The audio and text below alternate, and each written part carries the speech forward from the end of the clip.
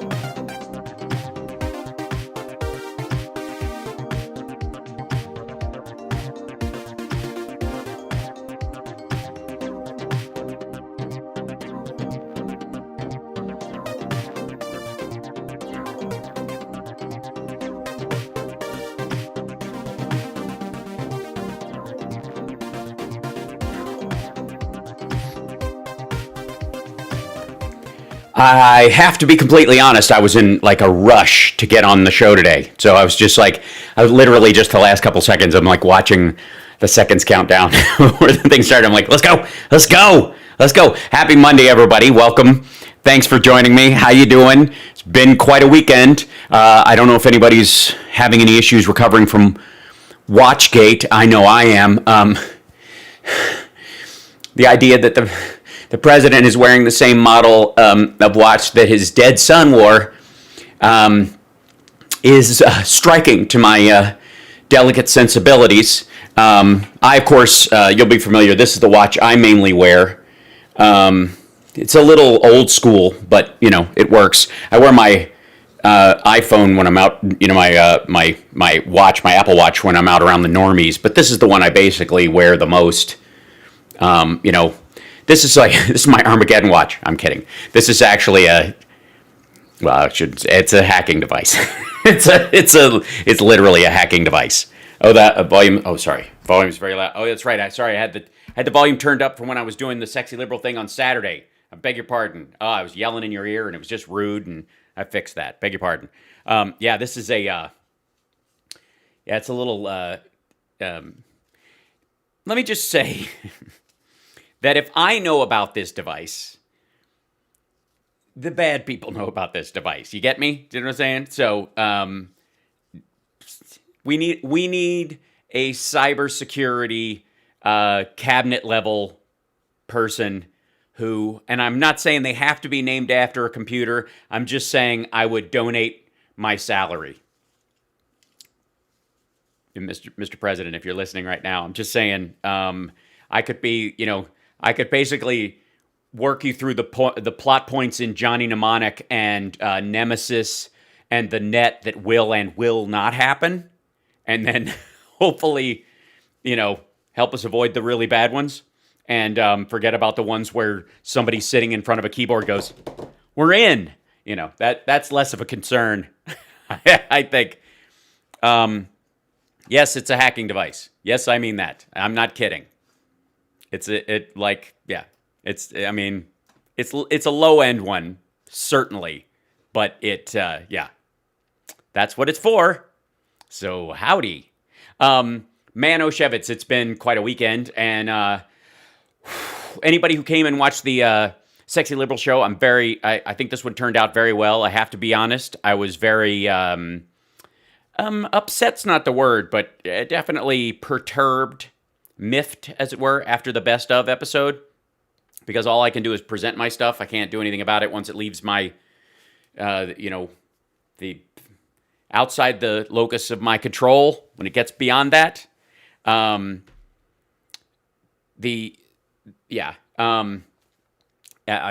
all I'm going to say. But I will say that there was kind of, in many ways, we got back to, quality this weekend, I think. I'm not going to say what I have it for. It was something I purchased, the little hacker watch. It was something I got when I was talking to my U.S. Marshal cousin about some of the stuff that is. Yeah, do I have an alfalfa curl? Is it this guy right here? That one? I'm leaving it then. Screw it. I don't care if it distracts you. If you can't focus, you can't focus. Yes, everyone's in love with Karen LaKaren. I get it. I know. For the last time, she's not getting her own OnlyFans. It's not happening. Yet. But, hey, after the Trump administration, if viewership starts to dive and I'm not pulling in the views because people aren't in a panic anymore, desperate times call for desperate measures, clearly. I'm going to have to I used to make Trump jokes. Now nobody cares. Hey, I know, if Karen ended up with an OnlyFans, I think in a lot of ways we would all understand. That might be the next chapter in her story, is all I'm saying. And for those of you that don't know what the heck we're talking about, for some of you that weren't there for the Sexy Liberal show, because it's still available on demand, they always make me, agree to not show all the stuff and release it on my channel so that people have, can go to it. But I'm just going to say that there's, well, here, I'll do this or whatever. Do I dare? There you go. Well, hello there, and thank you for clicking on those links and joining us today for the Donald J. Trump Official Presidential Library Fundraiser. That's right, thank you. So start clicking those links and giving that money. All right, so today I am your host, Karen LaKaren, and we are so happy to have you here. A lot of presidents lie while they're in office. But that's it. You're going to get to see the whole thing. Come on. Leave Karen alone. Of course she's flat-chested. I tried artificial boobs on her, and it just wasn't funny. It didn't strike me as funny. It kind of distracted from it. Camden is beautiful, and his teeth are coming in. Thanks for asking, Amy. And by the way, to any of the people who are concerned about the length of my hair, that it's getting long or any of that stuff, I love you, but piss off. I am done worrying about having a corporate haircut in my line of work. I did that. I was, after being Michael Novotny and a Disney dad in 2 5-year stints, I figure that when I'm off the clock for those kind of acting jobs, I can have my hair look like whatever the hell I want it to. Got it? That's the deal. And I think that it helps me break out the irony that the female character I'm now most famous for has short hair is not lost on me. Understand? But the one good thing about the long hair in general, which is pretty great, is that it helps me weed out the Eastern European trolls from the rest of them, because they all think that long hair is gay and all that kind of stuff. We in the States have moved past that a long time ago. We really, honest to God, across the spectrum in general. But when they come on and they just jump in and, they're like, what, are you trying to be a girl? I'm like, all right, I'm Roy from Ohio, and this is how I want you to know that. Right, yeah. Thank you, guys. I appreciate it. How long will I grow it? I'm thinking mid-back. I'm thinking halfway down my spine and as big as I can get it all the time. Straight up like Steve Stevens, 80s metal. Yeah. I'm in the DGAF phase with how people care about my hair. Yeah, that's it. Comrade, you are one pretty girl. Don't make me change who I am for you. Purple can of Aquanet, you bet. But yeah, so as long as it's there, I don't give a shit. Yeah, COVID hair, just don't care. Totally. Okay, so big question is, after Trump, look at me flicking it out of my face too. It's fabulous. I'm getting it feathered. Don't worry. Oh, it's not, like this layer has got to come up about 2 inches. So because it'll start to weigh itself down and I'll lose a lot of the poof. And I'm not willing to let the poof go. I am not. I will not.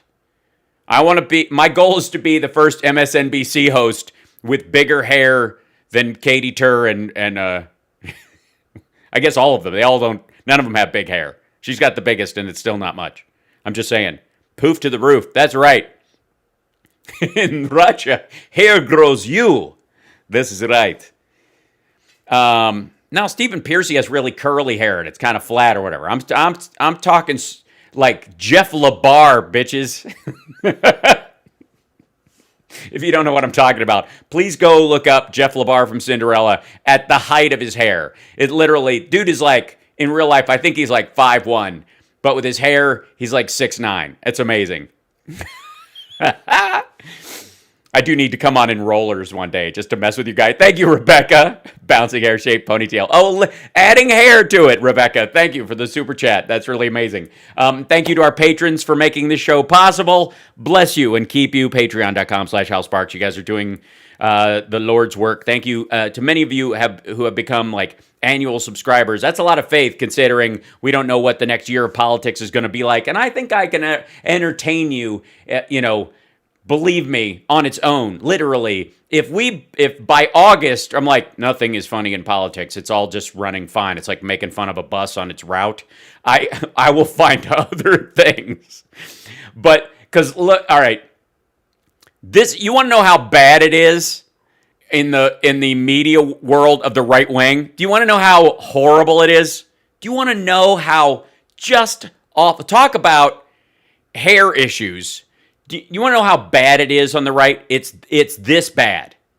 It's that bad. That's how bad it is. It's this bad. It's that bad. It's hold on. It's this bad. Like the hair, it's that bad. It's that bad. By the way, this shot of Rudy, like fresh from being served with a $1.8 billion, $1.3 billion lawsuit.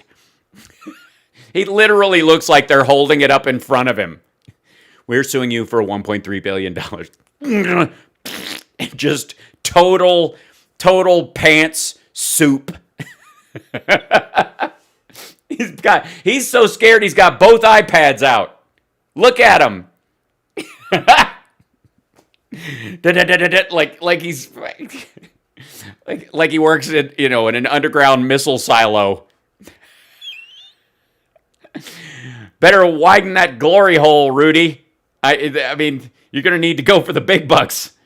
This is bad. But this Rand Paul, as much as people are making news of of him saying this and all stuff, let me be abundantly clear. As a former Kentuckian, a colonel in Kentucky, by the way, you can call me Colonel Sparks if you want to, because it is a legit title.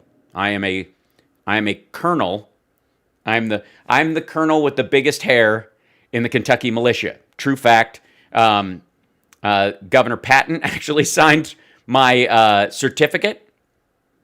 I'm officially, by order of the governor, a colonel in the Kentucky militia. Fact upon fact upon fact. Now, so as a Kentuckian, it saddens me on some levels to say this, but there is absolutely no reason in terms of national politics to interview this man. He is the junior senator of a state that has fewer people than Los Angeles. If you include the Valley, it's like got 2/3 the population of LA and the Valley. So why the hell we're not interviewing the mayor of Los Angeles about this topic in terms of the governing of a group of human beings is beyond me. But you can't get Mitch, so you get, and by the way, this guy, enjoy watching him age, because he's going to look more like Mitch McConnell than he looks like Ron as he ages. I'm just saying, there's going to be a point where Rand Paul, if he actually gets reelected, which is iffy, will end up being like the doddering guy on the floor of the Senate going, "I object, I object." So the only reason he's worth hearing, as far as listening to what his argument is that he is articulating the thoughts of a bunch of other people that are equally as insane. So if you want a picture into what their argument is, so you can know what's coming, so you can pick it apart, which is the entire purpose of me, going through all these things piece by piece. The reason you watch their whole argument and don't yell at the television as best you can, although I have to say I've failed a couple of times over the weekend. The reason you do that is because you want to be able to hear their entire argument without any cuts against it as best you can, so that when somebody else brings it up, you know exactly what they're parroting and you know what they're what they're pushing back on. Okay? My Patriot pillow sucks. It does. Well, return it for a free refund. It's guaranteed for 90 days. If you can't smother yourself with it, return it. That was a joke I left out. The Patriot pillow is like, if you can't smother yourself with it, return it after 60 days. Because I just had this picture, these assholes just going, "It's not working." But I went with the screaming your sorrows into it joke. Was Rand Paul the one who went to Russia? No, that was Ron Johnson. The mustache, I know. I had a good mustache. That's the customer gets the good high quality mustache. The My Pillow guy got the crappy one because I couldn't find I guess my upper lip isn't big enough for that kind of crap. So I had to keep cutting it down that if I used like a good professional mustache, it was just too subtle. So I had to get one of those kids comedy mustaches and glue it on. I'll do an episode of Alex Jones. Absolutely. Talk about self-parody. I'll bring him up. We'll find something for tomorrow because I guarantee it'll be worth it. We'll get in there. So let's hear what the junior senator, sorry, I beg your pardon. I almost said the junior senator from Kentucky. The junior carpetbagger who has a house in Kentucky that he takes so little care of that his neighbor got into a fist fight with him over where their yard stops and his starts because their place looks like crap. What the is that on your head? Is that it, George?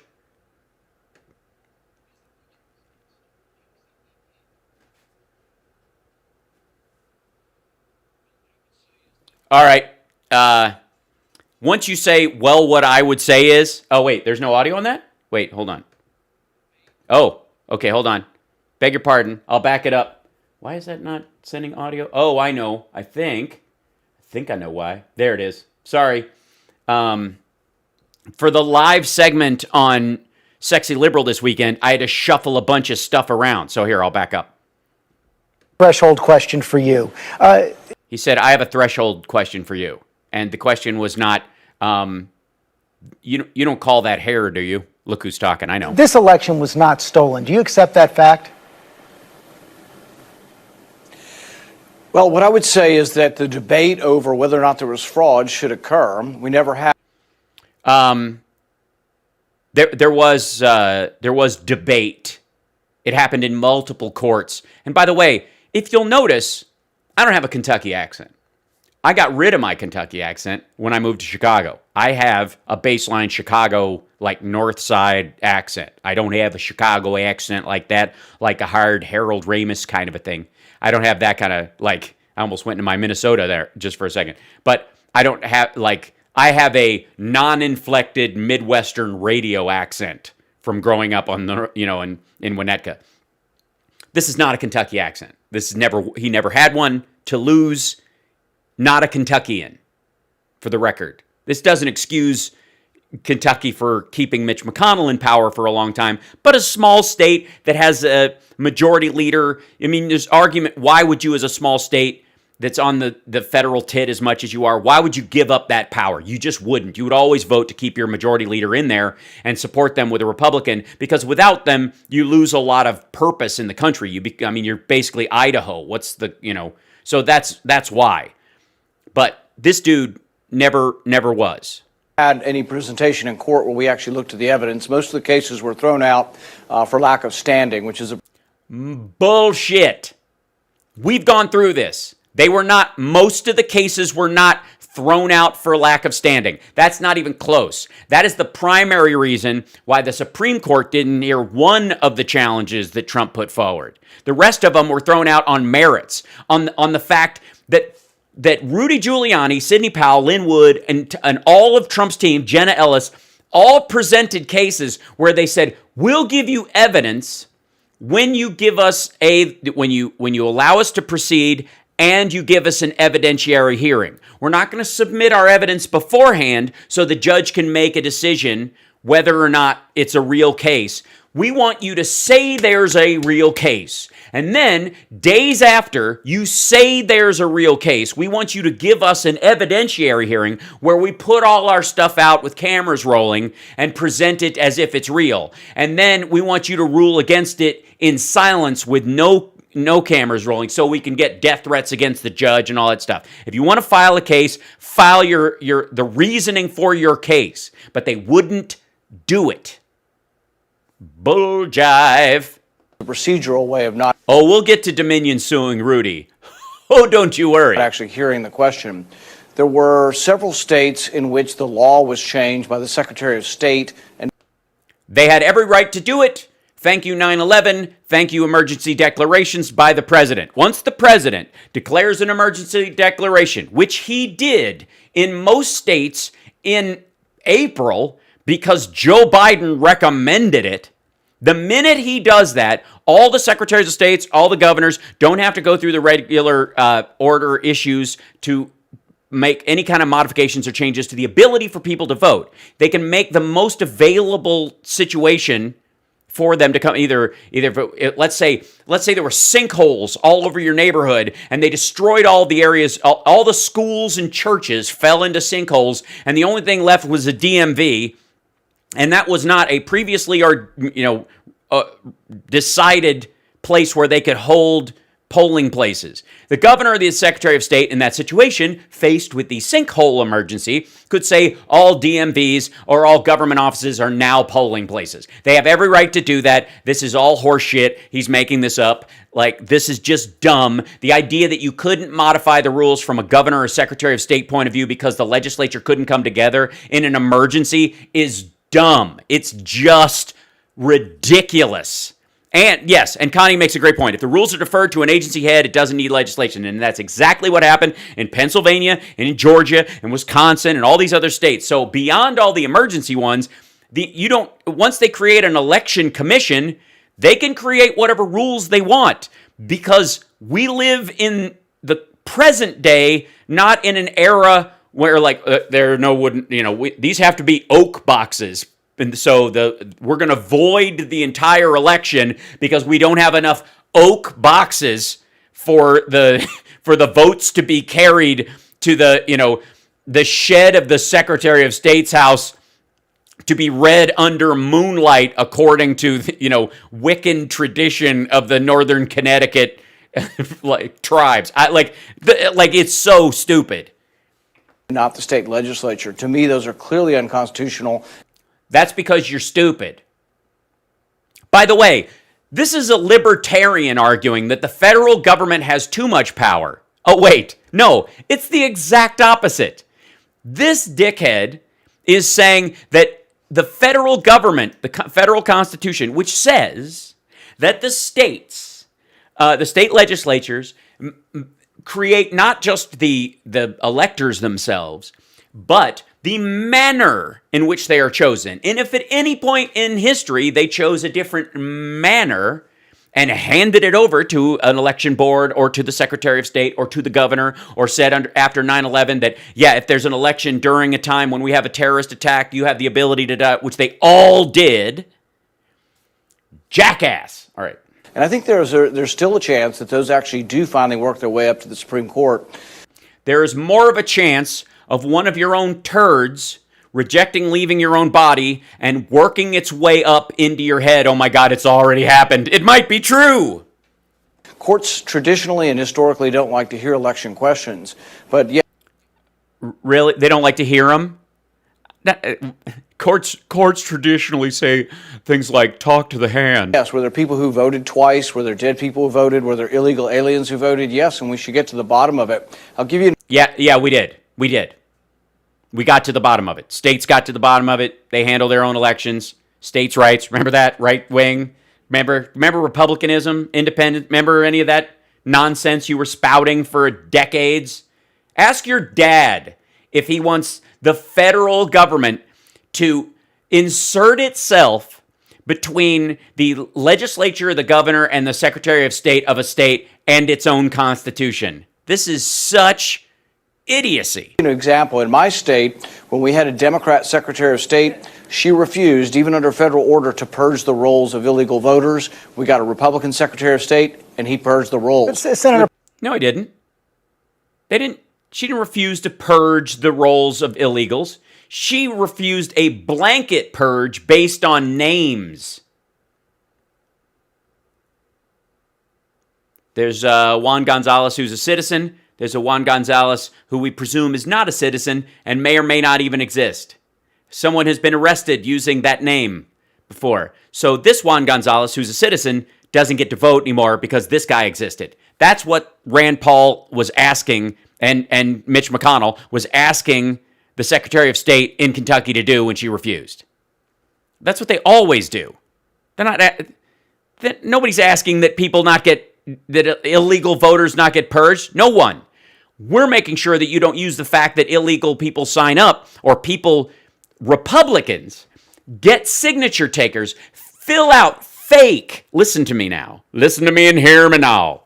Get Republican voter drive people because they can't actually get people to vote. They gave up on registering Republicans and increasing their voter pool a long time ago. So when you see Republican organizations getting out and doing the get out the vote and getting people to register, a good portion of them are filling out these forms with things like Mickey Mouse on them and crap like that, so that stories come out that people fill out registrations with Mickey Mouse, and then they fill out a bunch with names that they know that sound foreign, Hispanic names specifically, or black names in the area, last name Johnson, and then a series of first names, right? They do that shit. And then they turn them in, and that person doesn't have an address because it's bullshit. It's made up. It's a fake voter registration. No one was ever going to use it to vote because there's no address for it to go to, and even if there was, nobody's there to receive it. It's not the person's name. Everybody throws it out. It's just dumb. But now they can go back and say there was a Donnell Johnson and a Donnell Johnson, and this one's got a bunch of bullshit in it, and the birth date's wrong and all this stuff. So this Donnell Johnson, who's a real human, they should be purged from the voter rolls. So they have to start again. And if that person doesn't know that they've been purged, they show up and they end up filling out a provisional ballot because they're supposed to be on there. This stuff happens all the frigging time. There's nothing wrong with purging dead voters and stuff. They do it all the time because there's a natural pruning process for the voter rolls. But what these guys want to do is blanket wiping out of anybody they'll get the rolls of Democratic names, and then just anything that doesn't match a name that's a Republican. If there's a Dave Smith and both of them, if there's a Republican and a Democrat with the same name, they won't bother with those. But if there's a Dave Smith that's a Democrat and there isn't one in the Republican rolls, they'll add him to we think that guy's fake. And they'll get it purged 8 to 10 months before the election. Dave Smith shows up. He's been voting every goddamn year. He shows up at his polling place and all of a sudden he's not on the rolls. That's the scheme. That's the Republican. The only GOTV they have, the only get out the vote standard they have, is stopping the votes of others. I'm honest to God, they have given up on this crap a long time ago. It does make a difference, and those things I have to stop occur. you there. No election is perfect, but there were 86 challenges filed by President Trump and his allies in court. All were dismissed. Every state certified the results after investigation. Just because of standing. No, it wasn't because of standing. He's making that shit up right now. Not for Yeah, but after not for discussion of investigations, evidence, they were counts, dismissed and for standing. recounts, the Department of Justice led. Yeah, so Stephanopoulos is bringing up the fact that a lot of these resulted in recounts. After the recount, the case was dismissed. That's not an issue of standing. They were found to be false, and therefore there was no ruling in favor of, so the dismissal was honored. The defendants, which were the states, did a recount, came back, said, we recounted, we moved that the case be dismissed. That's where the majority of these dismissals came from, especially in Georgia. Led by William Barr, said there's no widespread evidence of fraud. Can't you just say the words, this election was not stolen? What I would suggest is... What you suggest is a pile of curly fries on an old potato. What I would suggest is that if we want greater confidence in our elections... that Rand Paul should never run for office again. We believe that the government is damaging and dangerous, and therefore, what proof do you want other than I'm in office? And 75% of Republicans agree with me, is that... Yeah, that's because you've bled all the relatively normal conservatives out of the Republican Party. They've stampeded over to either calling themselves independents or straight up becoming Democrats now. The reason, what's the number? I would love for these assholes to go 70%, 75% of Republicans, believe me. What's the number of registered Republicans? Has it been expanding or contracting? I'll give you 3 guesses and the first 2 don't count. All right. We do need to look at election integrity, and we do need to see if we can restore confidence in the elections. I agree. Let's look at the ES&S machines in Kentucky immediately. I think we need a recount in Kentucky. I think that the chances of this idiot being reelected in a state where only half of the Democrats that are registered to vote ended up voting in the highest turnout election in history, there was lower turnout among Kentucky Democrats than at any other time, even though registrations were up. Doesn't that seem weird? Doesn't that seem curious?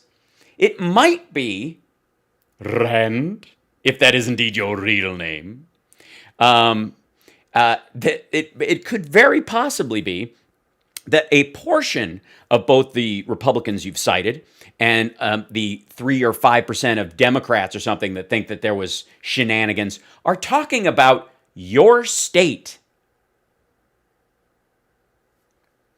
But, I mean... he probably, who am I to say? He probably formed a voter integrity society commission of his own and then gave himself a trophy from it. Well, 75% of Republicans agree with you because they were fed a big lie by President Trump and his supporters who say the election. Also stupid. Also, they're stupid people. I don't mean dumb. Ignorance is no one's fault. I mean stupid, willfully ignorant. Election was stolen. Why can't you say? Well, I think where President you make. Biden What? Yeah. Why can't you say President Biden won? I think where you make a mistake, hey George, where you make a mistake is that people coming from the liberal side like you immediately say everything's a lie instead of. Do we? Is that what? Do we immediately say everything's a lie, or do we just say? Because if I recall, part of the problem during the Trump years was how long it took everyone to admit that he was lying. He was fudging the truth. There was a little playing fast and loose with the facts. I mean, they were outright lies, and anybody with any sense recognized that. But it took everybody a long time to get off the goddamn bench and start calling Trump's lies lies. That was so the idea that the first thing we're going to do is call everything a lie. Saying there are 2 sides to everything. Historically, what would happen is if I... There aren't. There are not 2 sides to everything. We are not arguing gravity because some asshole on a roof ledge says he can fly. Get me? We're not. Do you see how there's not? There is simply not two sides to that argument. There are two sides of the conversation. There is a guy on roof who says, "I can fly, watch me." And then there's the other side of the conversation where people argue about the size of the splat and who's going to clean it up. That's not two sides of an argument or a debate. That's nobody is arguing how high he will bounce. That's it. You know what I mean? There's really three sides to this argument, George. Sure, he says he can fly, and there are those who want to argue whether or not the stain will come out of the sidewalk or whether we'll all just talk about it. And the other one is he could possibly bounce. There's a chance that a giant eagle could swoop in, get him like a hobbit on his way to see the dragon. Said that I thought there was fraud. He would interview someone else who said there wasn't. But now you insert. No. He would introduce facts where 86 challenges all failed, and we've had the debate. The debate is over. There was none found. And I, on my own show, Rand, have gone through all of Rudy Giuliani's evidence and found it wanting. But please, tell me more how you trust the car mechanic and the former PSYOP guy from, a military wing over your Senate colleagues and the voters of America. Insert yourself in the middle and say, Francie, are you just trying to find the best one for Rand Paul's nickname? Bland Paul. The absolute fact is that everything I'm saying is a lie. Well, because, Senator, I said what the president said was a lie because he said, hold on a second. He said the election was stolen. This election was not stolen. The results were certified in every single state after counts and recounts. You're saying that absolutely you're saying there was no fraud and it's all been investigated, and that's just not true. It's not what I said, sir. I said the Department of Justice found no evidence. Let me finish my point. Let me finish. I have to insert this stuff, otherwise they release the pictures of me trying to mouth fuck a gopher. You said something that was not true. You say we're all liars. You're just simply saying. Look at George. George, stop being surprised. You knew this douchebag was coming on the air. Don't look surprised, George. This is the only thing. Never look surprised when Rand Paul does this. By the way, he looks like he's having a tube in right now, but he's not. It's just a freeze. Don't be surprised, George, when this is where Rand Paul goes. He has nowhere else to go. Do you understand? Saying we're all liars, and I said it was a lie that the election was stolen. Premise that you're right and we're wrong. Well, who's we, asshole? Who is we? Yes, Line of Judea. Wednesday, early before my show, I'm going to have Stuttering John on, and we're going to run through stuff. It won't be during this stream. It'll be earlier in the day. I hope that's okay, but it will be online. I'm going to show everybody what my tech setup looks like. So we're scheduling that for Wednesday. It'll probably be like 10 in the morning my time. Right after I finish, I have a sexy liberal post meeting, and then we're going to do that, and hopefully, and it'll just be on the station. I hope that's good. And if you can be around for it, I'll live stream it. But, yeah, I have to set up another camera back here so I can switch to it and show you what I'm doing. And it's a little more complicated, considering. So, there you go. Anyways. No, well, let's talk about the specifics of it. In Wisconsin, tens of thousands of absentee votes had only the name on them and no address. Bullshit. Historically, those were thrown out. This time they weren't. They made special accommodations because they said, oh, it's a pandemic, and people forgot what their address was. So they changed the law after the fact. That is wrong. That's unconstitutional. And I plan on spending the next 2 years going around. That's what he's going to do. Spend the next 2 years fighting voters in Wisconsin who had no address at all. Why was that? Shall we? Shall we dive into that? Shall we? Just 1 second. Thank you. 10. Let's see. 10,000. Whoops. Wrong. Sorry. Sometimes my keyboard is hooked up to the wrong.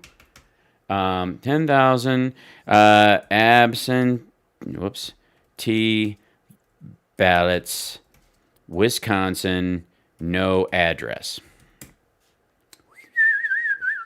Let's see. Here we go. Inside. Okay.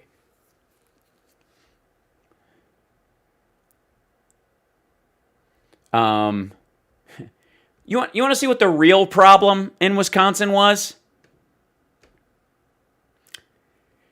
Here it is. Inside Wisconsin's election mess, thousands of missing or nullified ballots. These are people who wanted to vote. As Wisconsin scrambled to expand voting by mail for its election on Tuesday, many absentee voters said their ballots went undelivered.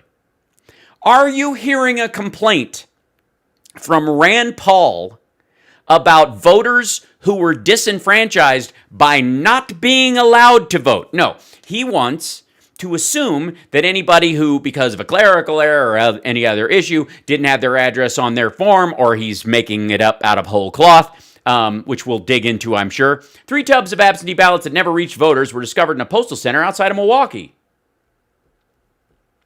At least 9,000 absentee ballots requested by voters were never sent, and others recorded as sent were never received. Even when voters did turn their completed mail-in ballots in the mail, thousands were postmarked too late to count or not at all.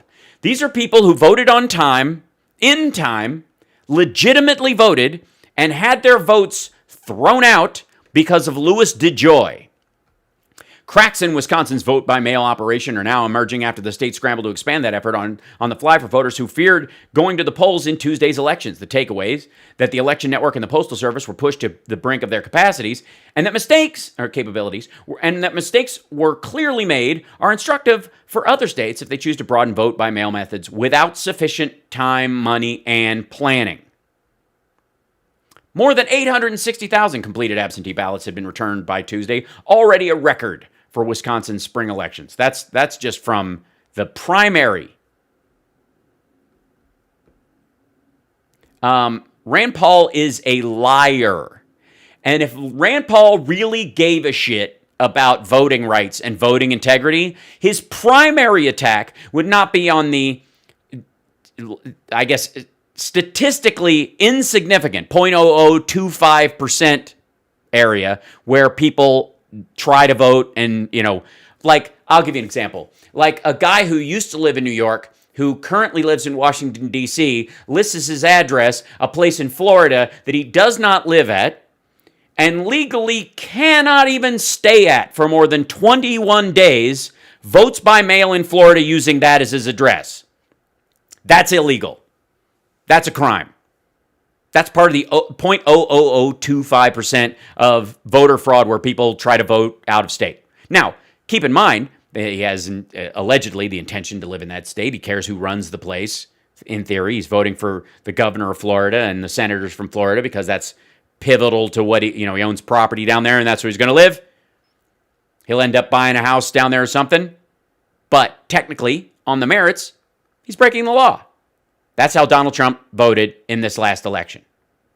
Now that's 0.0025%, 3 O's, 0.00025% of election issues as far as voters. There are hundreds of thousands of Americans that lose their right to vote because of actions like people like Rand Paul take. That, the Brian Kemp, before he was seen as a savior of Georgia, which he is absolutely not, or, the Arizona GOP or the Hawaii GOP, or Republican members of the state legislature in California trying to scuttle the votes of legitimate voters using the idea that dead people are illegals or voting as the mask for why they need to be purged. The numbers of polling places. If you were really concerned about voter integrity, you would first worry about that everybody who is legally able to vote, allowed to vote, is able to vote. Who the fuck names their kid Rand? Jessica, he is named after Ayn Rand, the author of Atlas Shrugged, the Independence Bible, the Libertarian Bible of self-reliance and independence written by a woman who escaped the Soviet Union, lived with the PTSD about how the Soviet Union was run, and in many ways reacted to any encroachment of social services she saw as the creep of communism, and wrote from that position of fear her entire life, became a star of the right wing and a star of the libertarian right wing, which Ron Paul, basically, that's his dad, that's his Bible, so much so that he named his own son after Ayn Rand.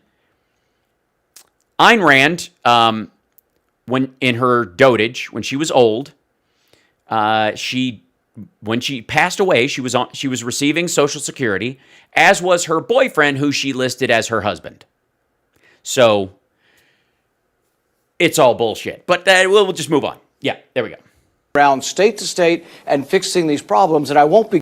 That's what he's going to do. He's going to go around state to state. Okay, start in Kentucky, asshole. Cowed by liberals in the media who say, there's no evidence here and you're a liar if you talk about. There's no evidence here and you're a liar. Not if you talk about stuff. It's that you're talking about it.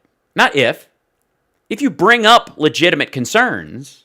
Thank you, Jessica. Thanks everybody for the super chats and Christine FF and Bean and Still C for the gift subs. I appreciate that. Thank you, Jessica Long and Mike Petty and Jessica again. Thanks. Didn't know that. You make me smarter. Oh, well, I try. That's good. And Narui, where do you stand on the political spectrum? How do you identify yourself as politically? What do I identify myself as politically?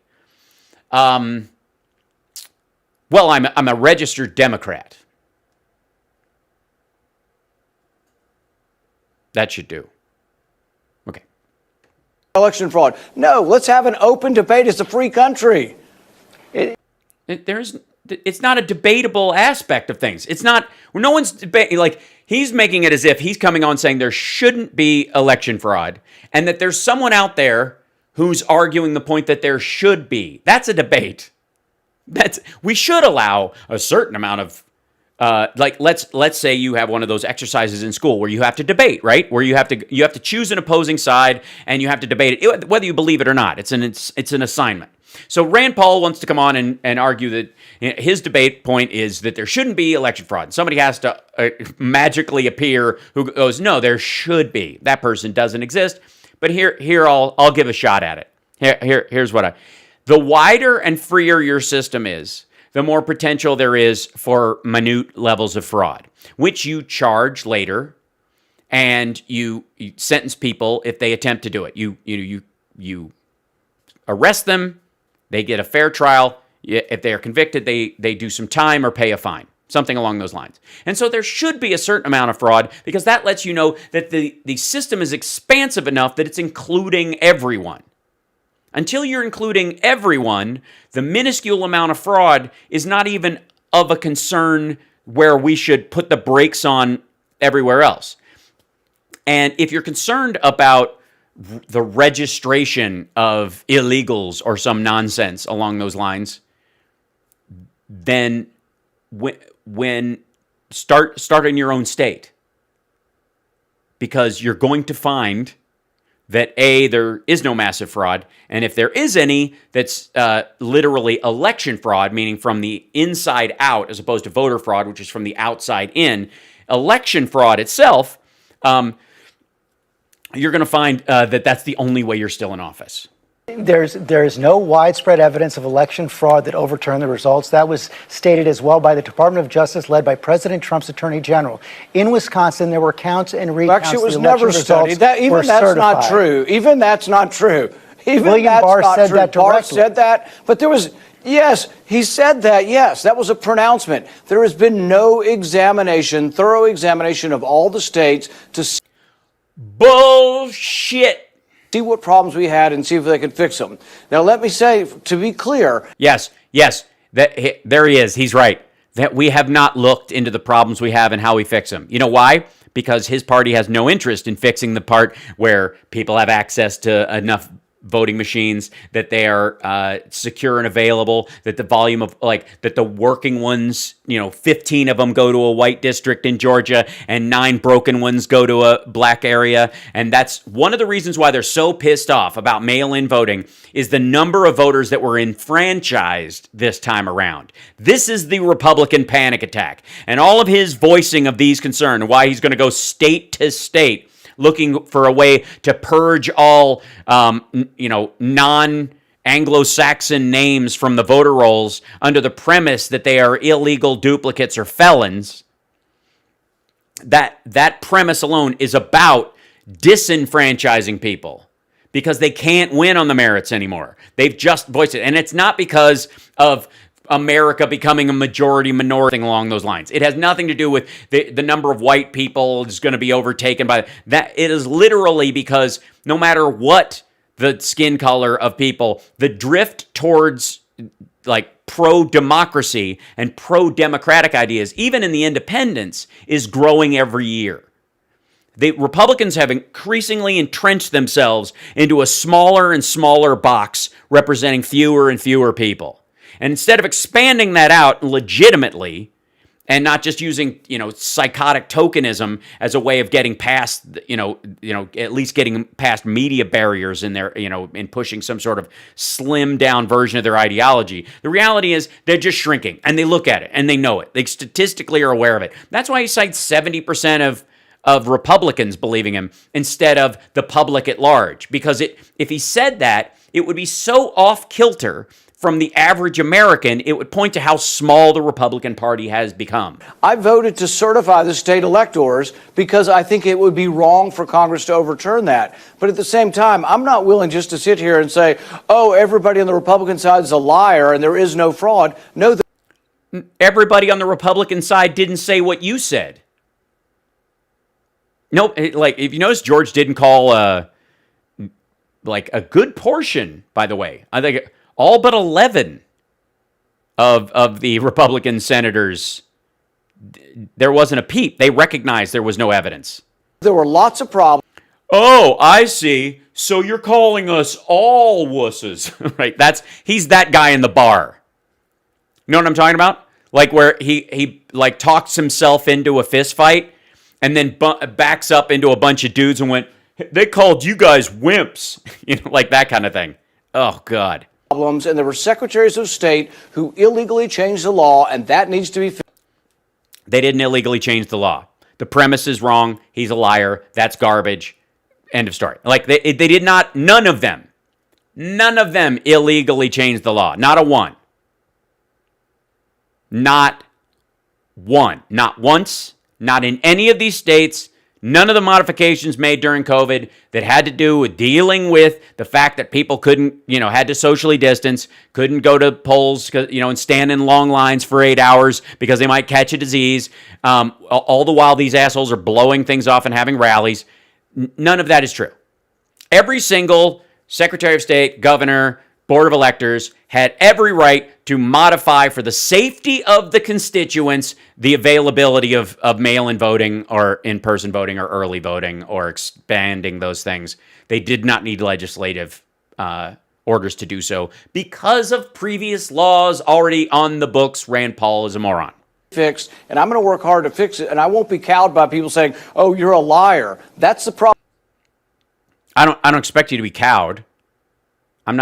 I don't call Rand Paul a liar so that I get a reaction from him. I call Rand Paul a liar because Rand Paul is a liar. You see how that works? Some labels, and if you live at as a troll, and especially the kind of troll that shows up at a hair salon and goes, nope, do it again.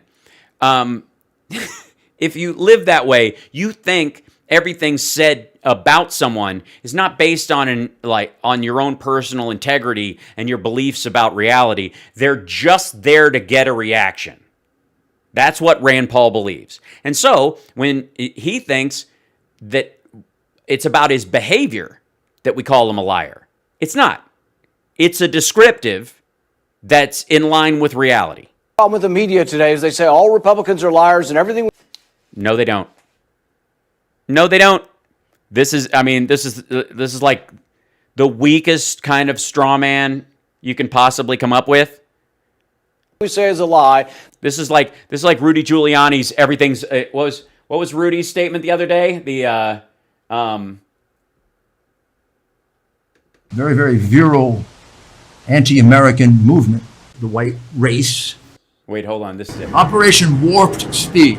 No, there it is. Viciously and horribly attacking the white race. That's what it is. So anybody who's attacking white supremacists, according to Rudy Giuliani, viciously and horribly attacking the white race. Yeah, so Rand Paul is, if you call him a liar for being a liar, that's you calling all Republicans a liar because the land and the king are one. Oh, God. Such a boring... There are two sides to every story. Interview somebody on the other side, but don't insert yourself into the story to say we're all liars because we think there's some fraud in the election. There are not two sides to the story. This has been looked at in every single state. The election results were certified in every single state. There are two sides to every story, George. There's not two sides to every story. Everything in life is not a relationship.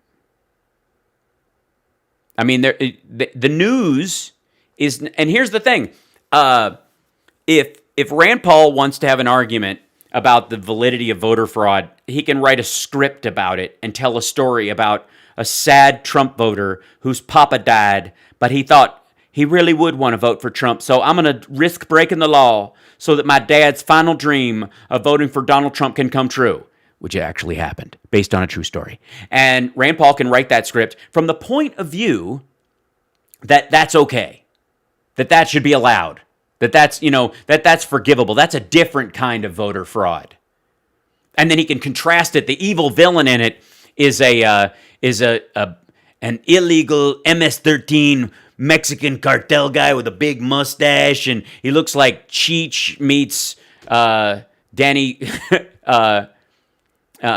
Yeah, and does he have a sock cap? No, he should have a sombrero if he wrote it, but an evil sombrero with like a big Mary on the front of it or something, like not just the Mary drawing, but an actual statue of Mary on his, the kind you'd have in prison, and I'm going to vote for Joe Biden to wreck America because I work for Chinese money, like some crazy character like that. And Rand Paul's little fiction could tell the parallel stories of why some people vote illegally and they're good people, and some people vote illegally and they're bad people. And that, yeah, you want to do that? Fine, write that. But you don't argue. The news is not a place where fiction debates reality. It has become that because of Trump and Rand Paul. It's not supposed to. George, you're forgetting who you are. Yes. Cheech meets Danny Trejo with a facial scar, and a machete and he comes in and he just hacks up the voting machine and shoves a paper ballot and goes, "You're counting that one, buddy." And he walks out, and there's just this guy in a Make America Great hat standing over there going, "I'm scared for my life, but I'm going to vote for Papa. Big bad Mexican man is scare me." And then he's afraid he's going to go home. This is a crucial part in the movie. The Danny Trejo, giant Mexican Cheech man with a machete, hacks up the voting machine and inserts his vote for Joe Biden into it and says, "You guys are going to take that vote, aren't you?" And he walks in and goes, "I'm going to vote for Donald Trump because my papa would want me to." And he walks past the guy and puts it in the machine, and then then he pulls out a giant AR-15 and shoots him, and it's got a flag on it. You're forgetting who you are. I don't know. You're going to have to fill in the end of it. I don't know. I can't tell you how good or bad a writer Rand Paul is. As a journalist, if you think there's only one side, you're inserting... I'm glad I make you laugh out loud. ...yourself into the story to say, I'm a liar because I want to look at election fraud and I want... No, you're not a liar because you want to look at election fraud. You're a liar because you want to make up stories of election fraud and tell lies on television about election fraud to cover the ass of the other people that you work with who you chickened out and left their ass in the wind by saying, "I'll certify it," while they stood out. You left them on the curb And now you're trying to cover their asses. I want to look at secretaries of state who illegally changed the voter laws without the permission of their state They didn't do it. They didn't do it. They didn't do it. They did not. They had every right. It is an emergency. The election must go on. People have a right to vote. In that right to vote, they also, if you'll recognize that in the Constitution, life, liberty, and the pursuit of happiness, that in your carrying out of any right that you have a right to be protected within reason from death, foreseeable death. Do you understand? That is part of the government's protection of your inalienable rights. That's what matters. Sorry, inalienable. That is in contrast. Oh, the impeachment is live right now? Seriously? Hold on one second. We may have to jump to C-SPAN for real coverage of real news. C-SPAN, nothing but C-SPAN. House delivers articles of... Okay, they're delivering the articles. Speedy delivery, speedy delivery. That's very loud. Someone's going to speak. They've got their mic turned up really loud.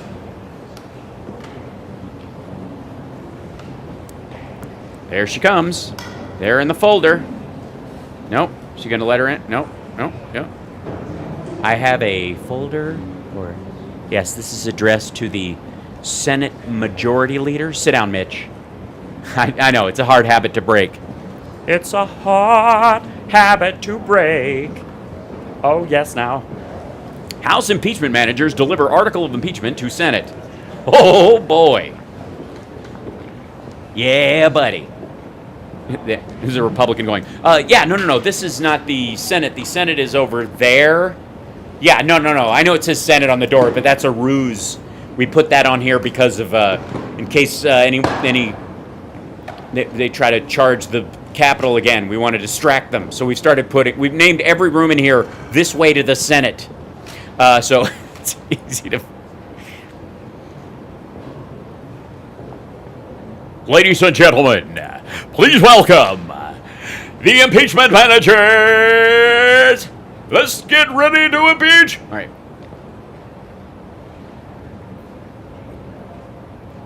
Riveting. You know what I love? You know what I love, kids?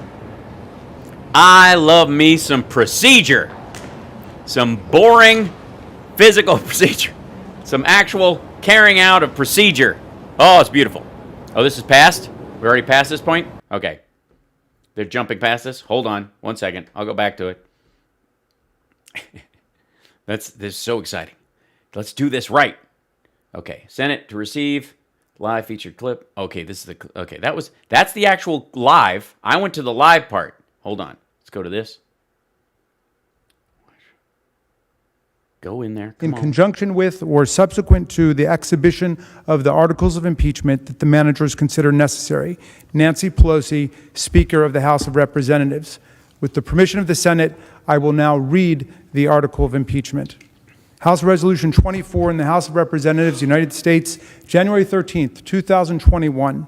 Resolved that Donald John Trump, President of the United States, is impeached for high crimes and misdemeanors, and that the following article of impeachment be exhibited to the United States Senate.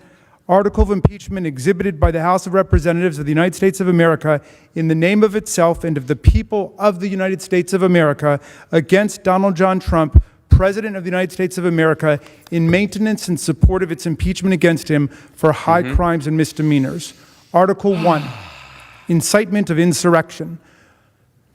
The Constitution provides that the House of Representatives shall have the sole power of impeachment, and the President shall be removed from office on impeachment for and conviction of treason, bribery, or other high crimes and misdemeanors. Further, Section 3 of the 14th Amendment to the Constitution prohibits any person who has, quote, engaged in insurrection or rebellion against the United States from holding any office under the United States, unquote. in his conduct while President of the United States and in violation of his constitutional oath faithfully to execute the office of the President of the United States and to the best of his ability preserve, protect, and defend the Constitution of the United States, and in violation of his constitutional duty to take care that the laws be faithfully executed, Donald John Trump engaged in high crimes and misdemeanors by inciting violence against the government of the United States. In that, on January 6, 2021, pursuant to the 12th Amendment to the Constitution of the United States, the Vice President of the United States, the House of Representatives, and the Senate met at the United States Capitol for a joint session of Congress to count the votes of the Electoral College. In the months preceding the joint session, President Trump repeatedly issued false statements asserting that the presidential election results were the product of widespread fraud and should not be accepted by the American people or certified by state or federal officials. Shortly before the joint session commenced, President Trump addressed a crowd at the Ellipse in Washington, D.C. There, he reiterated false claims that we won this election and we won it by a landslide. He also willfully made statements that in context encouraged and foreseeably resulted in lawless action at the Capitol, such as, if you don't fight like hell, you're not going to have a country anymore. Thus incited by President Trump, members of the crowd he had addressed in an attempt to, among other objectives, interfere with the joint session's solemn constitutional duty to certify the results of the 2020 presidential election, unlawfully breached and vandalized the Capitol, injured and killed law enforcement personnel, menaced members of Congress, the Vice President, and congressional personnel, and engaged in other violent, deadly, destructive, and seditious acts. President Trump's conduct on January 6, 2021 followed his prior efforts to subvert and obstruct the certification of the results of the 2020 presidential election. Those prior efforts included a phone call on January 2nd, 2021, during which President Trump urged the Secretary of State of Georgia, Brad Raffensperger, to, quote, find enough votes to overturn the Georgia presidential election results, and threatened Secretary Raffensperger if he failed to do so. By the way, he's saying president as he reads it gravely endangered the security because A, that's of a the title, United States, and B, when this was passed, he was still president. He So the threatened wording of the integrity bill the as democratic passed system, has to be read. interfered with the peaceful transition of power, and imperiled a co-equal branch of government. He thereby betrayed his trust as president to the manifest injury of the people of the United States. Wherefore, Donald John Trump, by such conduct, has demonstrated that he will remain a threat to national security, democracy, and the Constitution if allowed to remain in office, and has acted in a manner grossly incompatible with self-governance and the rule of law. Donald John Trump thus warrants impeachment and trial, removal from office, and disqualification to hold and enjoy any office of honor, trust, or profit under the United States. Nancy Pelosi, Speaker of the House of Representatives. Mr. President, that completes the exhibition of the article of impeachment against Donald John Trump, President of the United States. The managers request that the Senate take order for the trial. The managers now request leave to withdraw. Thank you, Mr. Raskin. And the Senate will duly notify Sorry, the House of Republicans. when it is ready to proceed with the trial. That's Thank Leahy. you.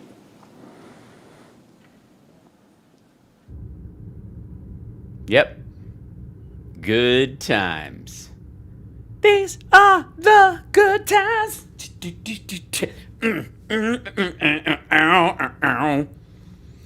Oh boy. Yeah. See you guys. There you go. Excellent.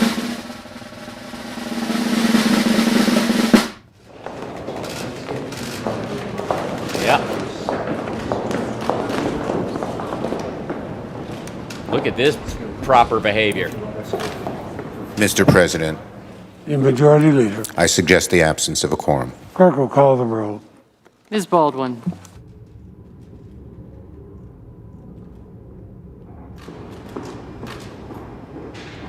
Miss Baldwin, aye. Miss Baldwin. Miss Baldwin, aye.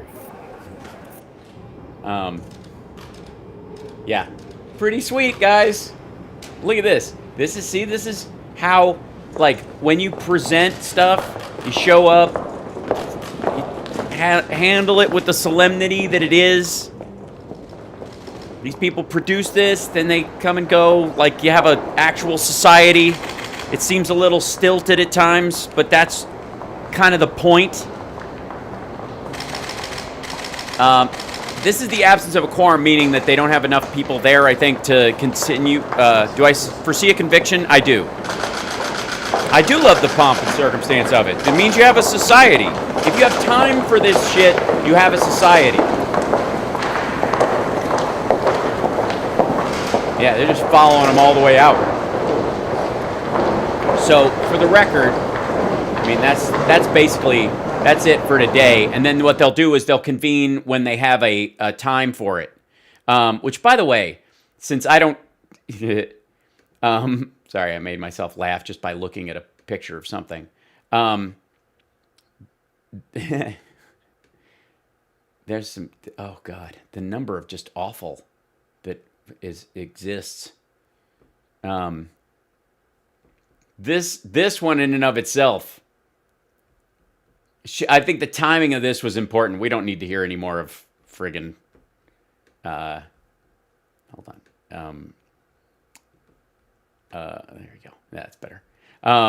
We don't need to hear any more Rand Paul. We know what the argument's going to be. But this is literally the entire theme of Rudy Giuliani's video that he put up, which already has 35,000 views, even though it's on Rumble, 49,000 subscribers. He's easing up on 50. So like and subscribe my show, folks, because the fact, and look, I understand. He puts out 24-minute videos. There's a network of people. They send them around.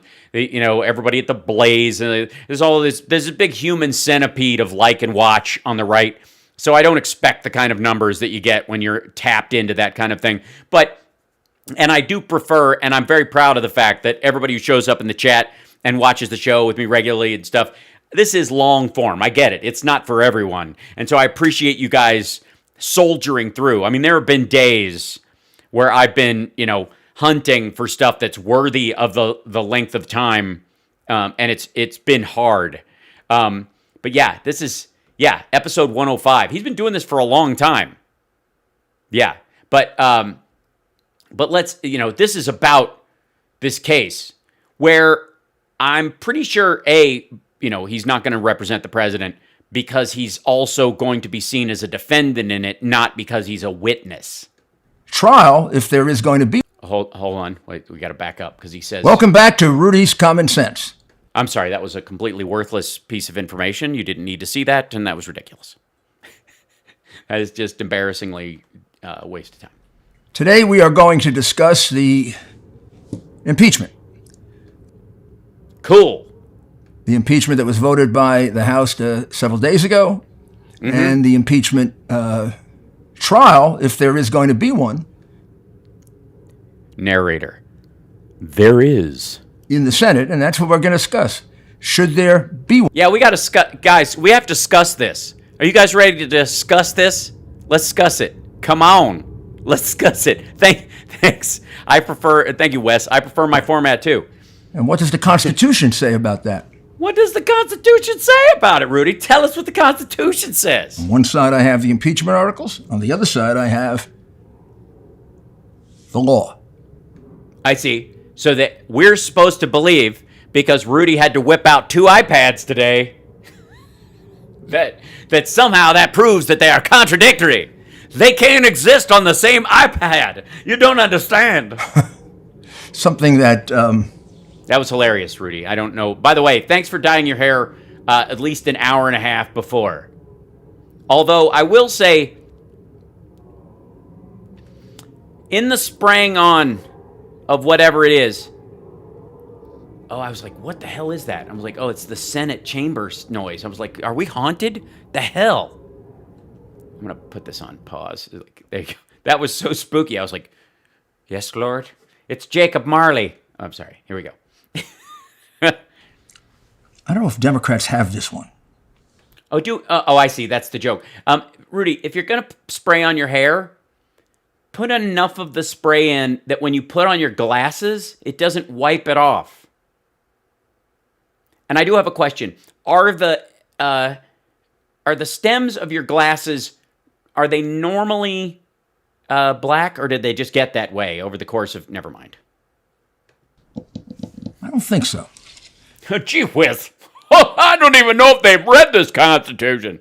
I know the Constitution. That's why I forgot to fill out my paperwork to practice law of the states that I was filing cases in and didn't pay my dues to do that. But they probably don't even understand it. Let me get this shit out of my eye. The last impeachment was not for a crime or a misdemeanor. Yeah, it was. And it passed the House. If it wasn't for the Senate literally running interference for him, he would have been expelled. Turns out. Say, Patty, what am I? Sorry, Patty. Let's see. Patty, did I not see something? Did you post something? I beg your pardon. Oh, there you are. Awesome at Hal Sparks and the chat room. There you go. I'm sorry, Patty. Sometimes, especially if I'm looking for clips and if it goes by, I apologize if I don't see you. Everybody, hi, Patty. I'm sorry. Hi, hello. Sometimes when I'm messing around with the tech stuff, the chat blazes by without me, so I apologize. I hope you can forgive me. Yes, these are censored videos. They appear nowhere on the internet. I had to make this one out of clay. With the hard drive that I now have, it was for an entirely innocent and defensible act, except the FBI concealed the hard drive, the exculpatory evidence. That's what they did. They concealed it. Rudy, why are you concealing it? Rudy, where's the hard drive? I don't see a laptop. I see some books you've never read, a box full of cigars with a bow tie on it. I don't know what that was. A copy of your own book, which you also have never read, your glory hole, and then some notes. Do we see anybody see a laptop or a hard drive? From the president and from his counsel. Which I beg they did what now? Sorry? They what? If it was for an entirely innocent and defensible act, except the FBI concealed the hard drive, the exculpatory evidence from the president and from. Why would it be exculpatory? What makes the Hunter Biden laptop allegedly exculpatory? His counsel, which is a heinous offense, actually, for which no one's paid any price. What was it? I'm sorry. I'm still confused. I don't know what the fuck he's talking about. What was the heinous offense? What was he kept with? If it was for an entirely innocent and defensible act, okay, except the FBI concealed the hard drive, the exculpatory evidence from the president and from his counsel. What? You gave the hard drive, allegedly, to the FBI. How are you the president's lawyer and he hasn't seen it? What the fuck? What is that? This is so far, and this is saying a lot, I know, tap the brakes. This is so far the absolute dumbest argument from Rudy Giuliani on the Hunter Biden laptop, the election, and what? Can anybody grasp what the shit he is talking about? Rudy brought evidence, supposedly, to the FBI. Rudy kept, and it was just a copy because Rudy kept the original. Rudy has the original. Rudy won't supply copies of the original to anyone in the press. He'll print things out from it and let you see those. But if you want to see the metadata, yeah, there's going to be an issue. But we're now to believe that the FBI kept the hard drive and its contents, which he provided to them after finding them at either Keith Ablow's house, the doctor who was prescribing meds to and having sex with his patients, who used to work for Fox News but got kicked out, and they made up the original story that Hunter Biden was a client and left the laptop there, and that he gave it to Rudy when they realized that would violate Abloh's oath, and it was a fictional story anyway, and nobody would buy the idea that Hunter would leave his laptop at his shrink's house and never come back for it.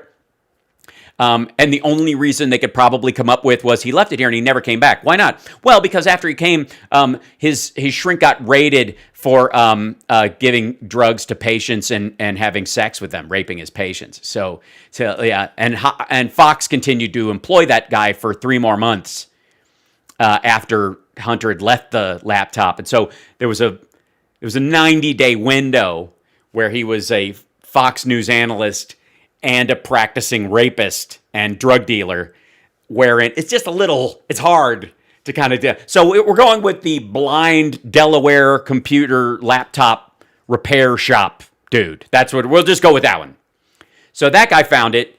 He, in going through the private property of someone who allegedly paid him for repairs, discovered things he found to be very concerning because there was a sticker on the laptop for the Beau Biden Foundation. It must belong to Hunter. It must be full of crimes. And so he looked in there and he found crimes that concerned him. He didn't understand them, but they were very crimey. So he sent these crimes, not to the police, not to the FBI, not to the CIA, not to the president, didn't pack it up in an envelope and mail it. No, he called Rudy Giuliani's attorney, who he happened to know personally, and he gave it to him. And that guy gave it to Rudy, who took him over a year to look at half of it, whatever that means, and still hadn't seen all of it until the election, but was assuring us that it was all legit. And then now,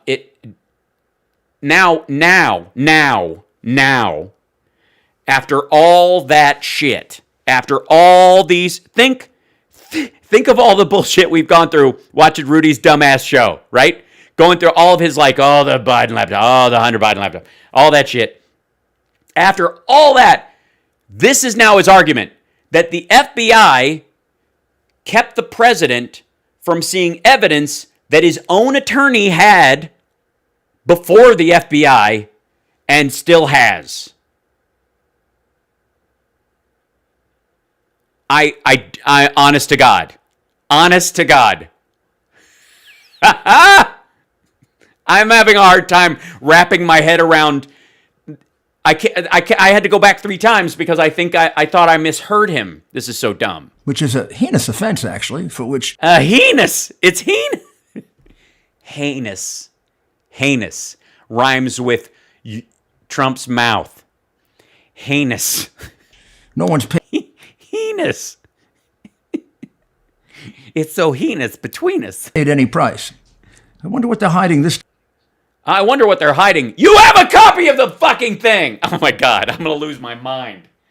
I wonder what they're hiding from the president. That is his attorney. They have a copy of the thing I gave them, and they're hiding it. Jesus Christ, man. What the fuck are you talking? What are you talking about? What are you? I don't, he thinks he's being sarcastic or I don't know what this is. Well, in any event, they don't have to be hiding something this time. The president of the Yes, they don't have to be hiding something this time because there's nothing to hide. United States was impeached in a proceeding that followed all the rules and laws of our country, and if it wasn't for Republican obstruction in the Senate, he would have been removed from office.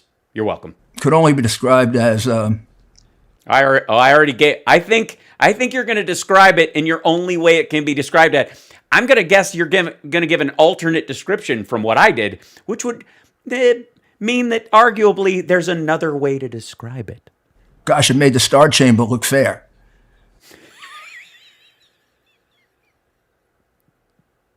Gosh, it would make the Star Chamber look fair.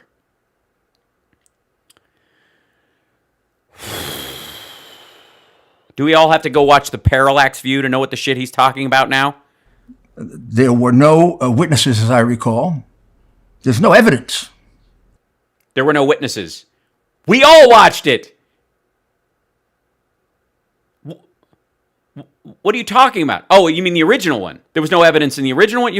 All right, which one is he talking about right now? So it was based, he was impeached based on the raw... The truth. Material of impeachment were bloviation. Bloviation. Is that the name of Don Jr.'s airline? Sorry. I hate cracking myself up. It's just rude. Bloviation. Welcome aboard Bloviation Airlines. We're glad to be here with you. It's a 3-hour trip. We're going to be there in about 20 minutes. Anybody else's teeth grinding? Okay.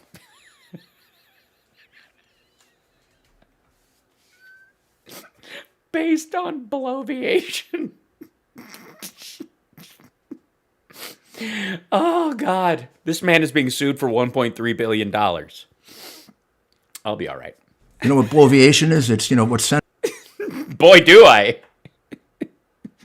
Let me guess. It's the word you whisper through the glory hole. Sorry. Senators and congressmen do. They just say things. Is it? Really? Really? So the transcript where he threatened it and where he said, you're going to go and carry the actual message? None of that just counts as bloviation, is it? That's all we had. We had them saying things. Well, there was also a transcript of the call that showed he was pressuring Ukraine specifically. What I don't know. Like, again, this is a guy who supposedly has evidence. He just won't show us. We just don't get to look at it, guys. We don't get to look at it. And referring to... It's just heinous. To newspaper accounts and hashtag heinous between us. Hashtag bloviation. Television accounts by a media that is 85% infected with Trump derangement syndrome. And I see. It's a virulent strain of Trump derangement syndrome. 85%. 85. So he's talking to you, Fox. I mean, he's assuming 50% of it's already gone all the time. CNN, MSNBC, I mean, you got to count on that. Nobody cares about nightly news anymore. So it's just the big three. Reports probably 3/4 of the facts about Trump falsely. Oh, yeah? 3/4 of them? Oh, yeah, I would agree. I think a lot of the facts about Trump were reported falsely. They were made to look less serious than they actually were. A media that insists that there was no evidence of voter tampering. That wait, sorry. Now we're voter fraud or voter tampering? A media that insists that there was no evidence of voter tampering. That there was no... Someone is tampering with voters. Does it tickle? Well, I didn't want to say this, but I had registered to vote early because I was a little excited, and I got down there, and I found myself alone, and someone, he said he was an election official. I later found out he was a campaign integrity specialist hired by the Trump campaign, and he I'm not afraid to say, he tampered with me. Even ask your doctor if bloviation is right for you. Corinne, thank you. No problem. Suggestion My pleasure. of voter tampering. A place like Georgia claims they had a perfect election. No, they didn't. They said the problems that they did have did not affect the outcome of the election. And it didn't. And you're a dick. Even though 165,000 underage people voted. Sure. Why not? Just make it up. At this point, you're not filing any of these things. So can't you just say shit? I guess as long as he thinks as long as he doesn't say the name Dominion, he can fuck around with a state all he wants. 165,000 underage people voted in Georgia. Sure. You think they really voted, actually? Or you think maybe... No, I don't think they really voted, actually. I do not. 165,000 underage people did not vote in Georgia. Hashtag truth. Maybe that was a dog. Hashtag bloviation. By the way, example of bloviation. Thank you, Rudy, for giving us such a good example of bloviation. For phony registrations and phony votes, many of them at least. I'd like to go find those 165,000 that voted. But the governor and the Secretary of State are hiding that. They don't exist. So asserting someone exists and then saying, walking up to someone's front door and insisting they have someone hiding in their crawl space that is not there, and that the people of that house know is not there, like a dead relative or a child that lives 3 states away, does not give you the right to storm into their house. And if they don't have to let you into their house, that doesn't mean they are hiding a dead relative or a child that lives 3 states away in their crawl space. You understand? This is the easiest straw man to create, because he just makes up the number, presents it, and then if you go, there is no such thing, you go, well, you're not, that's obviously you hiding. No, Trump did not pay him yet. Like they're hiding the Dominion crooked machines and the... Oh boy, this must have been taped before he was served. And the... What the fuck was that? Was that a truck horn? They're hiding the Dominion crooked machines and the... Either that or Rudy's farts are getting downright musical. This is now what it sounds like when Rudy breaks wind. Rudy, did you have did you have too many carbs with you? All right, here we go. Paper ballots that might very well prove to be false and phony. They aren't. They don't. When you see that these underage people didn't vote. These underage people didn't vote. We saw that. Again, what is? Why are you alleging that they didn't vote now? What? By the way, the margin was 11,000, 165,000 illegal votes just there. 30,000. No. 1,000 illegal votes on screen and living color. Shooting for votes. Thanks, Mike. Yeah, let's take a short break. I'm exhausted from making shit up. When he's selling gold and all that kind of stuff. This is end of the world coinage. You're going to need these in case the world ends. Quick, buy silver before they put Harriet Tubman's face on it. To 6553. Get your gold and silver coins now before they put people like Martin Luther King and stuff on it. It's going to be terrible. We won't even be able to spend them. You'll have solid gold coins in the South and nobody will take them. Well, that's a... What are you talking about? That's a 1 ounce bar of gold with... Who's on there? Frederick who? Never. You could tell he doesn't belong. No, that's not gold anymore. You put someone's face on it like that ceases to be gold, my friend. If there's anything such thing as fool's gold, is gold with Harriet Tubman's face on it, as Brigadier. 2. Welcome back to our discussion of the Articles of Impeachment and the United States Constitution. Well, so far, we have done none of that. We already hit the first break. So... Oh, is that what he's saying? Is he saying? By the way, somebody said in the chat room, you think that's what he's referring to? 180,000 voters who were enrolled by Stacey Abrams that would be of age for the recount. Is that what he's talking about? Oh my God, this is just that's so tiresome. The president is impeached. Former president. Sorry, I just have to. Now let me read the language. Engaged in insurrection or rebellion. No, that's not what it says. It can be impeached if they engage in insurrection or rebellion, and the counts are that he did engage, not or. Any person who has engaged in insurrection or rebellion against the United States. Yeah, thank you. There, read the whole fucking segment. It's prohibited. We just heard Jeremy Raskin read it on the floor. From holding any office under the United States.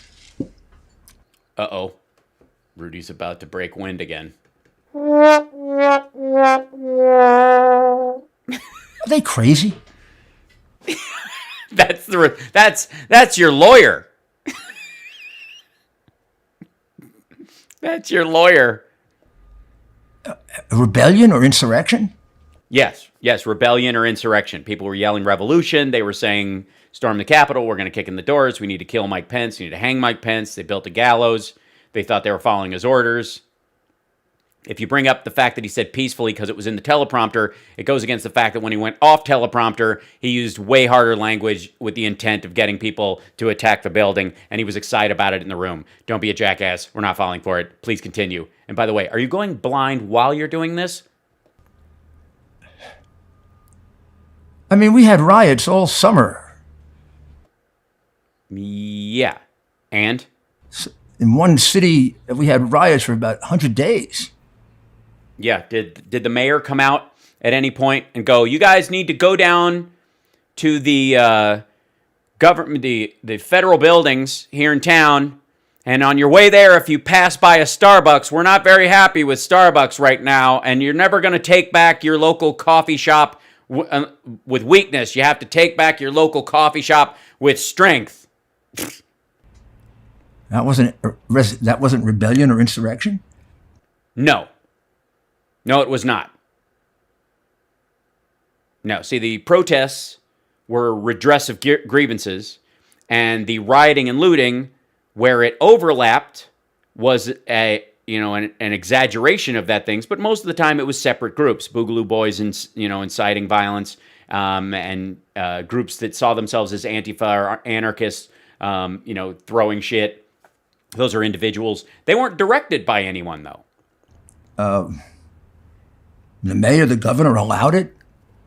They just allowed it. Did they allow it? I'm sorry. Were they walking along carrying the balls of everyone there? Sorry. Did they? They just allowed it, did they? All right. Some cases even defended it. People died. Uh-huh. And the police moved in and people were arrested and they broomed the area. And you're talking about the CHOP? This was an insurrection or rebellion against the United States? Yes, it was. It was specifically aimed at the fucking Capitol during the counting of the electoral votes, you squinty-eyed bastard. It was a terrible thing. It shouldn't have happened. But, we only say that now because we lost. Largely organized by groups trying to embarrass President Trump, including Antifa. Excuse me? Okay, that's just a flat-out lie. I mean, unless he thinks Ginny Thomas and Talking Points USA and Charlie Kirk and all those guys are Antifa trying to embarrass the United States, or the militias, or the bikers for Trump. There's hard, solid proof of that. Is there? Show us some, Rudy. Show it to us. Largely. You said largely. You said largely. Let's see it. That was never introduced. Well, introduce it, man. You got a show.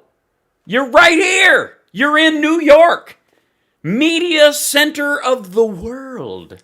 Come on, Rudy. You got 2 iPads. Fly some video up there where, show us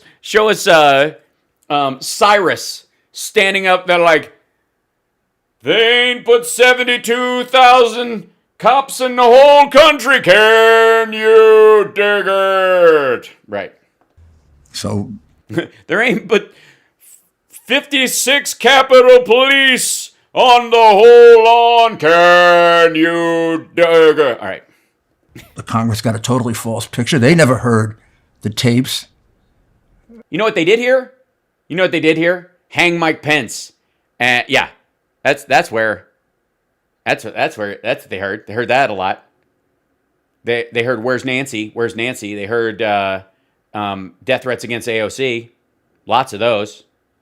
They heard Whose House? Our House. And they certainly heard of Officer Sicknick and the other officer that was beat with a thin blue line flag. From John Sullivan, or from James Sullivan, who testifies against his brother as being one of the major organizers, a self-proclaimed Antifa member. Never heard that. Okay, hold on. Whoops.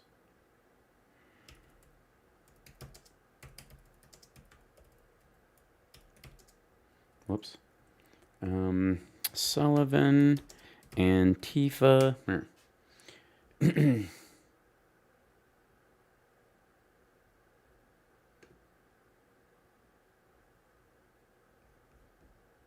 This is And this the the guy FBI who, is encouraging people to turn in anyone that they know who was involved in that attack on the Capitol. That means, for some people, turning in their friends and even their own family members. Our Adiane Till spoke to James Sullivan, who turned in his brother, John Sullivan, to the FBI after seeing pictures and video of him at the Capitol. And Adiane, I can only imagine this is such he's talking about. a tough decision for a lot of people.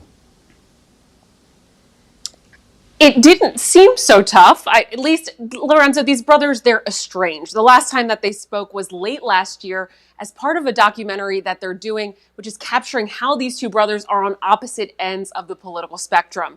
And this isn't actually the first. So two right-wingers are cooking up a documentary about how divided the nation is to make money off of the idea that the nation is divided. Interesting. And, all right. First time that James Sullivan has turned in his brother to authorities.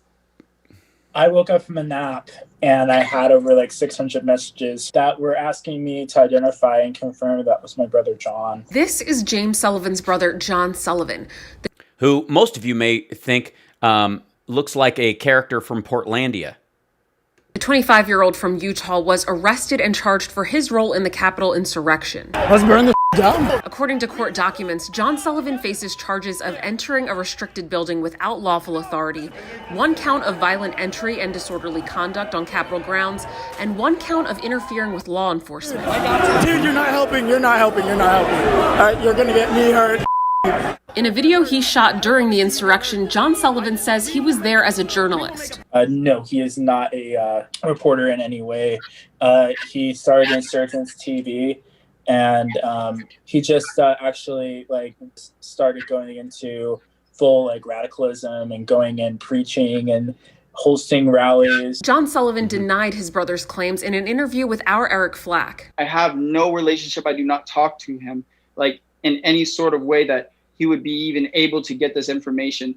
And then also, as far as the allegations that he's saying of who I am, it's just completely false. According to court documents, in June of 2020, John Sullivan helped organize a protest and someone at that protest was shot. John Sullivan was later charged by Provo police for criminal mischief and rioting. According to the charging documents, John Sullivan saw the shooter but didn't condemn the attempted murder nor try to stop it. James Sullivan admits to helping police investigate his brother's involvement in that incident, as well as turning him in for his alleged role in the Capitol riots. We believe that John has made a bunch of really bad mistakes. We believe that he does most of what he does for attention. He'll go on video and he'll say that he's Antifa, and then when approached by somebody, he'll say he's not. Pro-Trump? Yeah, I'm just anti-government type. So as far as me being Antifa or doing that with document, it's just, that's completely false. I mean, I don't know where you get there's an organization named Antifa, nor is there a membership card that is being passed out. I have my own organization that I run as a media company that I do my video journalism through. That's Insurgents USA. That's I know. Yeah, super great. Yeah, it's great. There's so many stories. I just wish I had time to watch all these videos that want to bring down the government so that Donald Trump can remain in office. Where I'm from, James Sullivan says that his parents are in denial about their son's involvement in the insurrection, and Sullivan is due to appear in federal court here in D.C. on Friday. It is still unclear whether he'll be in person or virtual. He's also due in court in Utah on February 9th, Lorenzo. Then I'm going to guess virtual. So, yeah, just for the record, that's who Rudy's talking about. So, just in case there was any question there. Never heard any testimony. We just watched the back and forth between those two assholes. Neither one of them, by the way. Should we go into? Oh wait, hold on one second. Let's see. Is it? And Can't Stop Lying. You might have seen this already, or you might have sent it to me. I'll have to look it up. But the new video that's come out from what happened on the Hill that day. Where people are, I mean, it's so obvious who's there, what they're about. Hold on one second. New Capitol video. I'll probably find it that way.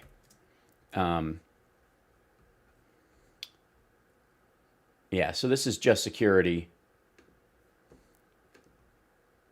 These guys really do a good job of. And it's time that somebody did something about it. And Mike Pence, I hope you're going to stand up for the good of our Constitution and for the good of our country.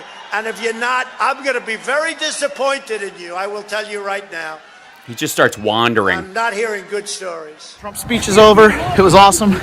Some of you may have seen it online. It went over all the voter fraud. I am very concerned about Mike Pence. I have no idea what he's going to do. Did not love the way the president talked about that. And I don't know. We'll see. Anyways, we're walking over to the Capitol right now, and I don't know, maybe we'll break down the doors. You what? You what? You what? You maybe what? Oh, thank you so much. Look at that dude actually taking a picture through the noose of the Capitol.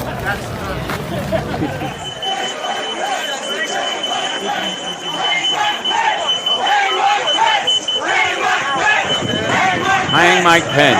Yep, that looks like a bunch of Antifa, right? The MAGA hats with their faces showing, not wearing masks.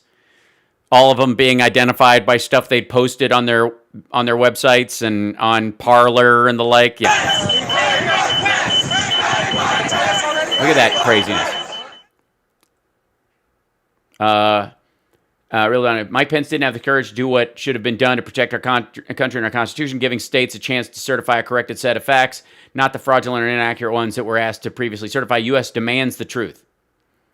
This is 2:24 p.m. They're tracking this by the hour, by the minute rather. Is a bitch. Mike Pence is a bitch. Mike Pence is a bitch. Mike Pence is a bitch.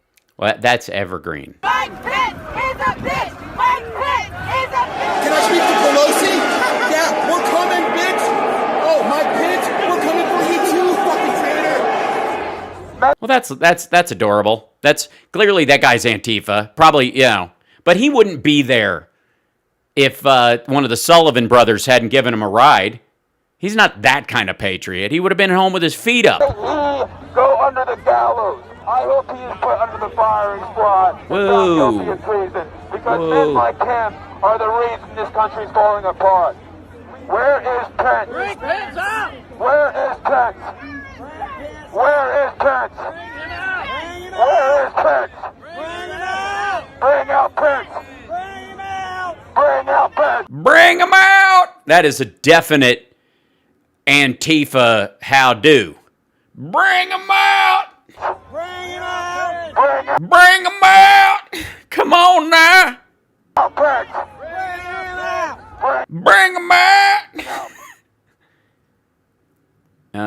Yeah, so there's all their sources as they go through. Like, this is, but please, Rudy, continue to tell us how it was Antifa that arranged all this thing, really started it all. And the truth is that MAGA folks were just caught up in the moment. They were just drawn in. It was like a magnet. Sometimes you just see those Antifa people burning down a Starbucks in Seattle, and you go, they're having so much fun. Why can't we join that? Next thing you know, you're standing on the Capitol lawn, and there they go. There they go. Which makes the impeachment document a farce. No, it doesn't. But try harder. If this is going to be thank God you're not his attorney. Otherwise, we'd all have to pay for Trump's, he's going to get convicted so fast, he'll end up in jail and we'll all have to pay to feed him. You might as well stick New York Times and Washington Post, CNN, MSNBC, put them in as exhibits. They're your exhibits. The hate. Yeah, they are. Yeah, the news was actually filming that day. They were on it as they are actually. Footage from that was put out by news organizations that they received is mixed in with all the other footage that is being gathered. You know what the biggest one? Rudy, it's a shame you're not his attorney. Because I'm here to tell you, folks, that Donald John Trump's legal team is going to have to comb through 70 terabytes of Parler information, video and photos. 70 terabytes. Now, it's not all from the Capitol. I'm sure a good 8 terabytes is, memes, Pepe the Frog memes and thumbnails for their anti-Hillary campaigns. But Trump medium is now the basis of a impeachment that doesn't charge a crime. Yeah, it does. Incitement of an insurrection and a riot. He's charged, kinda, with inciting violence. Kinda. He is charged with inciting violence. But the crime of incitement isn't even close to the crime of incitement. Oh, yeah? Well, argue that in court. Incitement basically requires... Incitement?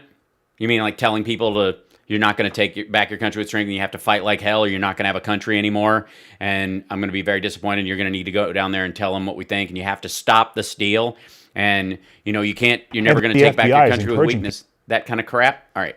So getting these people all excited and having them just run off and riot. No, that's not how it works. And by the way, a lot of them started as soon as he said so. People didn't get excited. They what? They didn't get excited? I spoke. No, well, that's true. When you speak, no one gets excited. There's a lot of confusion. There's a lot of, snickering in general. I find myself, stifling it just so I can get through half this shit without it taking up my whole goddamn night. They sat there and clapped because they were too cold to get up. Huh? Nobody ran away while I was speaking. No one got all emotional. Nor did they get all emotional when the president spoke. Nor did they get all emotional or incited when Professor Eastman spoke. That's all made up. I see. So this is just his defense argument, by the way. Does Rudy have the clap? Yes. He's bragging that he got the clap a couple of times.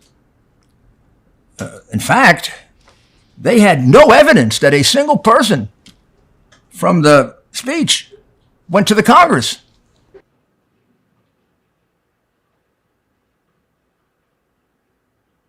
Really? Really? Really? When they were challenged to produce one, they didn't. What? They were not challenged to produce anything. What does he mean when you're challenged? The trial happens in the Senate. Look, if we hadn't just had an impeachment last year and understood that the House files the charges, that's basically a preemptive document, a charging document, and then the actual trial and presentation of evidence happens in the Senate in the case of an impeachment, if we hadn't just gone through that, nobody would know. And this argument would kind of work the way it did last time. Because remember when this happened before and all the Republicans were like, he didn't even get to have somebody advocating for him. He didn't even get to have anybody presenting evidence on his behalf. And you're like, okay, well, in the House, you don't present evidence yet. And he had people representing him in terms of other Republicans who stood up and spoke against the articles of impeachment. But he has a trial in the Senate. But please tell me, maybe you're looking at the wrong iPad. Maybe look on that one, which you said the law was on. Rudy, put your tongue back in your mouth. Stop thinking about a 15-year-old girl interviewing you in Borat, and look on this one, which has the law, and you'll find out how it works. And they charge him. They charge him with basically causing and inciting. Yes, right. We know. They say, thus incited by President Trump. Members. Right. Yes. Yeah. But I'm glad somebody else underlined it for you. Look at this shit. Look at this. Of the crowd he had addressed, in an attempt to, among other objectives, interfere with the joint session's solemn constitutional duty. Yeah. Okay. Are you mocking the idea that counting the electoral votes is a solemn constitutional duty? Is that part of your case? Unlawfully breached and vandalized the Capitol, injured and killed law enforcement personnel, menaced members of Congress, the vice president and congressional personnel, and engaged in other. When challenged to produce a single witness from the speech that did any of that, not a single name was given. What the hell are you talking about? When challenged to produce a single witness? These people filmed themselves. They filmed themselves at the actual rally. They filmed themselves on their way to the Capitol. They filmed themselves in front of the Capitol. They filmed themselves breaking into the Capitol. They filmed themselves stealing shit. Do you not think that all this stuff is being investigated and will be presented? You don't think the House impeachment managers aren't gathering all that shit? If you were an attorney or you knew one that wasn't just kind of breaking his own back, shoving his head up his ass, you'd be busy trying to figure out which ones of the 70 terabytes worth of information that they have they're going to present, because they can't possibly present all of them. Which ones they're going to use that person's either arrest, sentence, conviction, or sentencing as part of the evidence, and their testimony and their tape of themselves saying, I'm on my way to the Capitol to defend the Constitution for Donald Trump. We are going to take back the Capitol. It's time to hang Mike Pence. Like, how many? No witnesses. Dude, everybody's on tape. The next thing, these folks are presenting mimeographs. Not only wasn't there a witness, there wasn't even a name.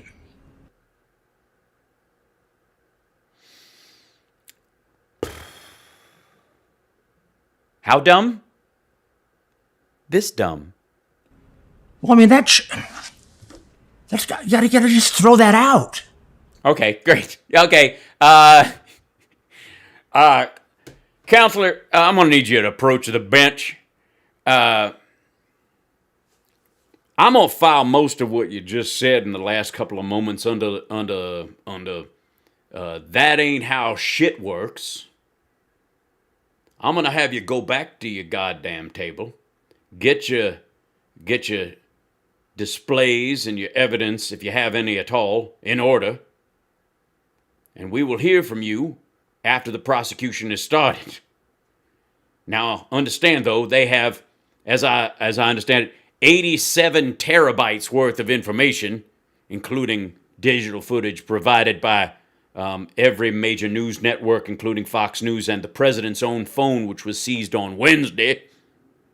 After we get through with what they are doing, we will move on to your side of the argument, and you will have ample time to say, just throw it out and hope I do something. Now sit down and shut the fuck up. Any court in the land would throw that out. No, they wouldn't. I'll go you one further. No court in the land would throw that out. Plus, the president... Yes, I say, look here, boy. Didn't have the right to cross-examine any witnesses. Of course, there were none, which is even worse. He didn't have a right to call witnesses.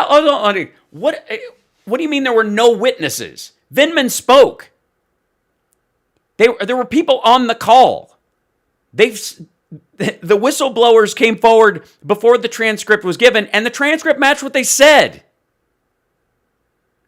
I mean, he could have called James Sullivan, who could have testified that his brother was planning this thing before the speech was even given, days before.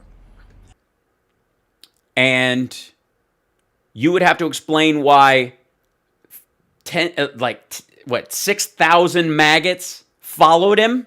Because he's their kind of guy? And in fact, the president had, the brother, John Sullivan, had sent out a tweet in which he threatened the president.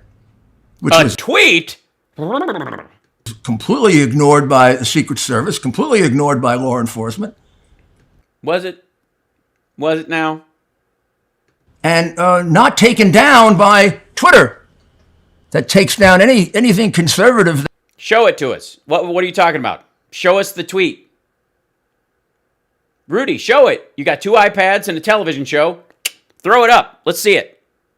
Did they not take it down because it was loosely worded and you took it as a threat and it was outside the purview, or because nobody saw it and therefore it never achieved more than 8 people retweeting it, or he pulled it down himself when he got reported? Jesus Christ. Suggest that the election was fraudulent. This guy can put threats to the president. saying the election is fraudulent is violent and threatening the president? Isn't? No, threatening the president is violent. Anybody who does it should go to jail. I have no problem with that. But because some rando asshole, supposedly according to you, without any evidence, that you are not presenting, Rudy. You are not presenting. Show his frigging tweet when you say it. Put it on the goddamn screen. Because when you pull bullshit, and I'm doing this live, you are editing this later. Somebody there put this fucking graphic on up in the corner. Who gives a shit if you're in New York, Rudy? Who gives a shit what the title of the show is if you can't even put a graphic of the copy of the goddamn tweet that you're mentioning under your stupid, weird, droopy, fucked up bullfrog chin? Is it too much to ask? Guys, seriously. He's a former mayor and a millionaire. Is it too much to fucking ask? I go hunt this shit down when I like see they bring it up and live. I go fucking pounding through. I do live searches live on the air. If I edited this, I'd already have it up. But I don't listen to this asshole twice. That's not worth my time.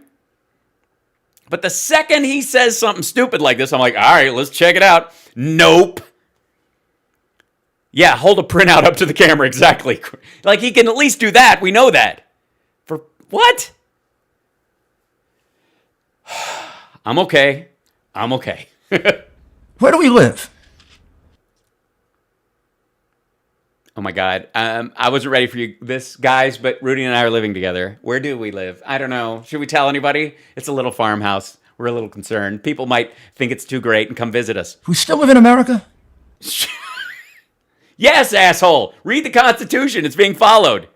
Yes, this is not Russia. You cannot insert yourself into a dictatorship and threaten the shit out of everyone else and stay in power. You lost. Your coat hangers that were dragging on behind you can't keep you in there. Jesus Christ. Yeah, exactly, Jessica. In God we trust, everyone else bring receipts. I bring the receipts. And if I don't have them because I just saw it for the first time, I'll go find the shit live. I've done it.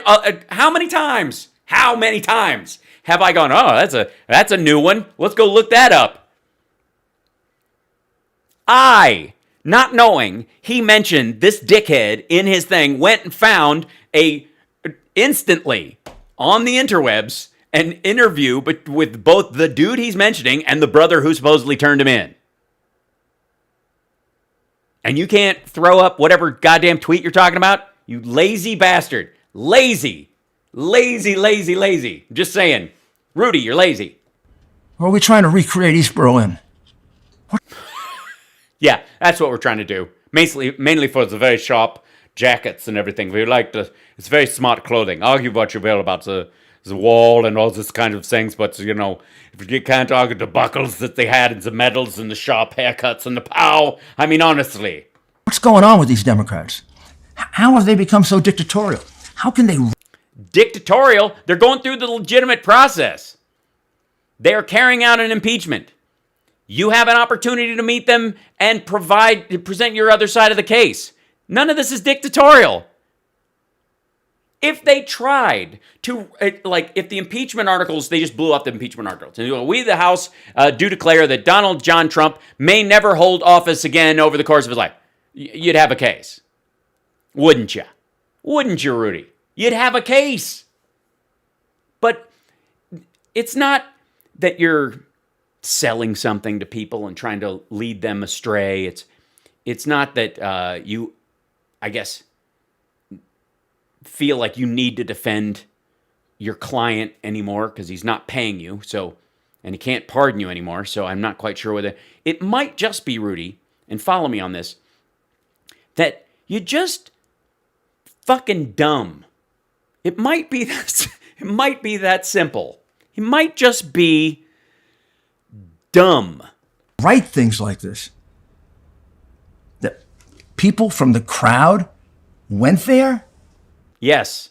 There has to be a crowd or there's no such thing as a riot. First, they say incited a riot. Now they want to say there was a riot that was incited. What the hell's going on? Who? Get your story straight. This is... Rudy, is this why your shit gets thrown out? And the FBI is encouraging... Is this the... Oh, sorry. Is this the... I'm sorry. This one keeps popping in. That story keeps clicking back on. And what did they do? Did they go in? Yes, they went in. Rudy, did you black out on the 6th? What's your drinking schedule? They go in lawfully? I mean... Yes, they went unlawfully. Police let the people in. Oh, I see. The police let them in. It's not a riot if they beat a cop to death and beat another one with a thin blue line, and the rest of the cops kind of push back and keep pushing back because they can't hold a crowd of 6,000 people who believe they had permission from the president. Listen to this. Did they go in lawfully with the police letting them in? I don't know. Did they destroy anything? I don't know. I can tell you. You don't know. You don't know. You don't know. You taped this on what, the 22nd? Yeah. 22nd. And you don't know. In one of the killings, it was organized by that whole thing. You could see the people there. They're all Antifa people.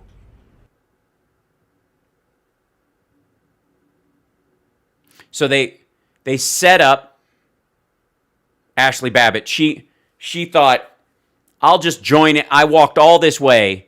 I came to fight for Trump. I wear MAGA stuff everywhere. But the Antifa people broke the glass for me, so I'm going to go through. She dies. But that was Antifa setting her up. They pushed her through the window? Is that what we're going to say? Is that what it is? The only person harmed was the person killed.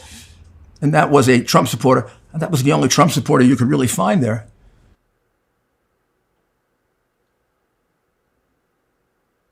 What? Except possibly for the police, who didn't seem to do much to stop it. Wait, I'm sorry. The police were Trump supporters who didn't stop Ashley Babbitt getting shot? What? All right. So this charge is completely... This is just fucking gross. Like, there's parts of this are ridiculous and embarrassing and stupid and all this stuff. But that part, that argument that he keeps making, that it was all set up and that she was set up, he was calling it a murder for a while. He's started calling it a killing now, if you'll notice. There's a change in language. Baseless. It should be dismissed. It should... But is that your argument? This is what we're going to go with. We're going to go with John Sullivan filmed something, who called himself a journalist, but said there was a revolution happening and called everybody, all the maggots, revolutionaries while he was filming Nancy Pelosi's emails. And he was one of the people filming the people who were breaking the glass. A Trump supporter went through the glass with the intent of stopping the steal and I guess blowing Mike Pence's brains all over the floor of the Capitol. We're supposed to... But she was set up. To be dismissed as what? Failing to state an impeachable offense. Inciting a riot is an impeachable offense. Inciting an insurrection and a rebellion is an impeachable offense. That's an impeachable offense. It's cited in the thing. Unless Rudy is making the case that inciting an insurrection is not an impeachable offense, which maybe a high misdemeanor? Failing to provide any facts upon which it is based, so you can defend yourself. They presented the facts on evidence on the day of the insurrection. It was a massive attack seen by the majority of the American people. And the managers who presented the articles of impeachment will present in the Senate the evidence thereof. Those people were actually aware. They were participants. The attack was on them. Having been produced in utter disregard of even a figment of due process. He has due process. He has a trial in the Senate. And he has a lawyer in the Senate. He's able to do the thing. I think, goddamn. It should also be. Yes, by the way, there's a Zoom show for the Nowhere Comedy Club I'm doing Wednesday. And then Sunday, I'm doing a show, Sunday the 7th, I'm going to be doing a show for February. I'm going to be doing a show for Flappers. Those are the two new comedy shows coming up. No politics, all fun. There you go. See? I can walk and blow bubbles at the same time. Be dismissed. That's a terrible Michael Jackson joke. Because how ridiculous is it for the Senate to hold a trial? It's not. It's not ridiculous at all. The House passed an impeachment resolution. It is now the Senate's duty to carry that out. It's not silly at all. Which is a trial about removal from public office. Right. And all the benefits of holding office that go with it, meaning he can't run again, he's denied his pension, all those kind of things because of the crime he committed was so egregious while he was in office. This is not even, you can be found innocent of this or found not guilty of it, and he could prevail. He's getting every possibility to present this. His lawyers, though, or whoever it's going to be, know that he's screwed. That's why this is the only complaint. When you've already been removed from public office. You haven't been removed from the ability to hold public office, and you have to be impeached before you can. If that was as simple as that, we'd already done it. If there was a way to pass a resolution that Donald Trump can't censure, if censure alone could be used to present that he can't run again, which it shouldn't be predicate on impeachment. That if you're censured at an egregious level, and they might need to come up with a new charge that they can use in future to ensure this, that just because somebody finishes their term before they get out of office, so that somebody can't shoot someone on Fifth Avenue their last day in office, pardon themselves, and piss off, maybe because they're out of office technically by the time they're charged, because of the nature of how our judicial system works, that you can still censure them and make sure that they can't run again because you don't want somebody who shot somebody on Fifth Avenue to run for office again. That kind of thing. That'd be, yeah. This is like holding a murder trial after the murder happened. This is like holding a murder trial after the murder happened. Defendant was executed. No. No. This is exactly like holding a trial after the murder happened, where the person could murder again. With the premise that you don't want this asshole to be able to murder anyone else. This is much more like he escaped and was on the lam. He was charged before the statute of limitations ran out, but he's been on the run longer than the statute of limitations. And so there was a legal fight as to whether or not he can be charged for the fullness of the crime or simply the escape. And they decided, no, he should be tried for murder or sexual assault or whatever the crime was, that he was actually charged before then, so that still holds. The charging document still holds. And we need to put him in jail so he doesn't murder or sexually assault anybody again. This is not even difficult. This is just fucking hell. What are you holding us for? It It is now time to take a break. Isn't it? My friends, if you want to help preserve Don't call me your friend just because you're wearing a Mr. Rogers outfit. By the way, we'll skip forward from this. It's time to not take a break. Oh, God. /Rudy. Welcome back to our discussion. Are we having a discussion? We're not you and I are having a discussion, but you're not hearing me, Rudy, and I'm hearing you, but calling it a discussion. Can you imagine, guys? I know I'm nitpicking at this point, but this is supposedly a lawyer. Imagine, thanks for tuning in for my discussion with Rudy Giuliani. Rudy and I are discussing the legal implications of impeaching someone after they've left office.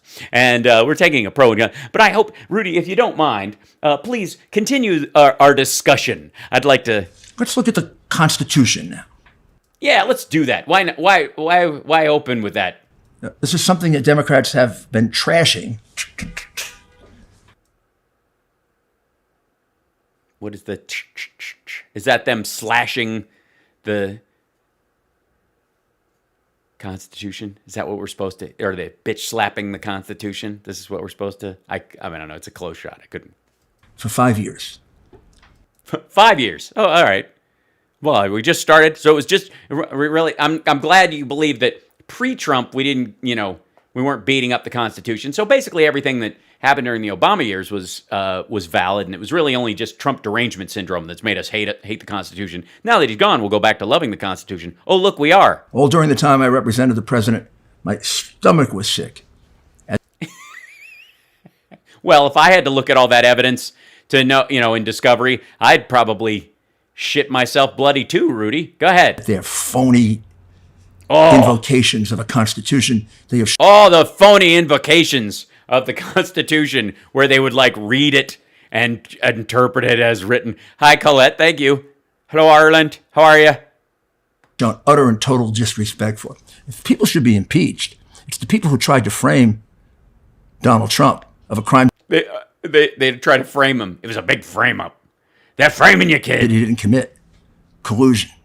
Those people should be impeached. He did commit collusion.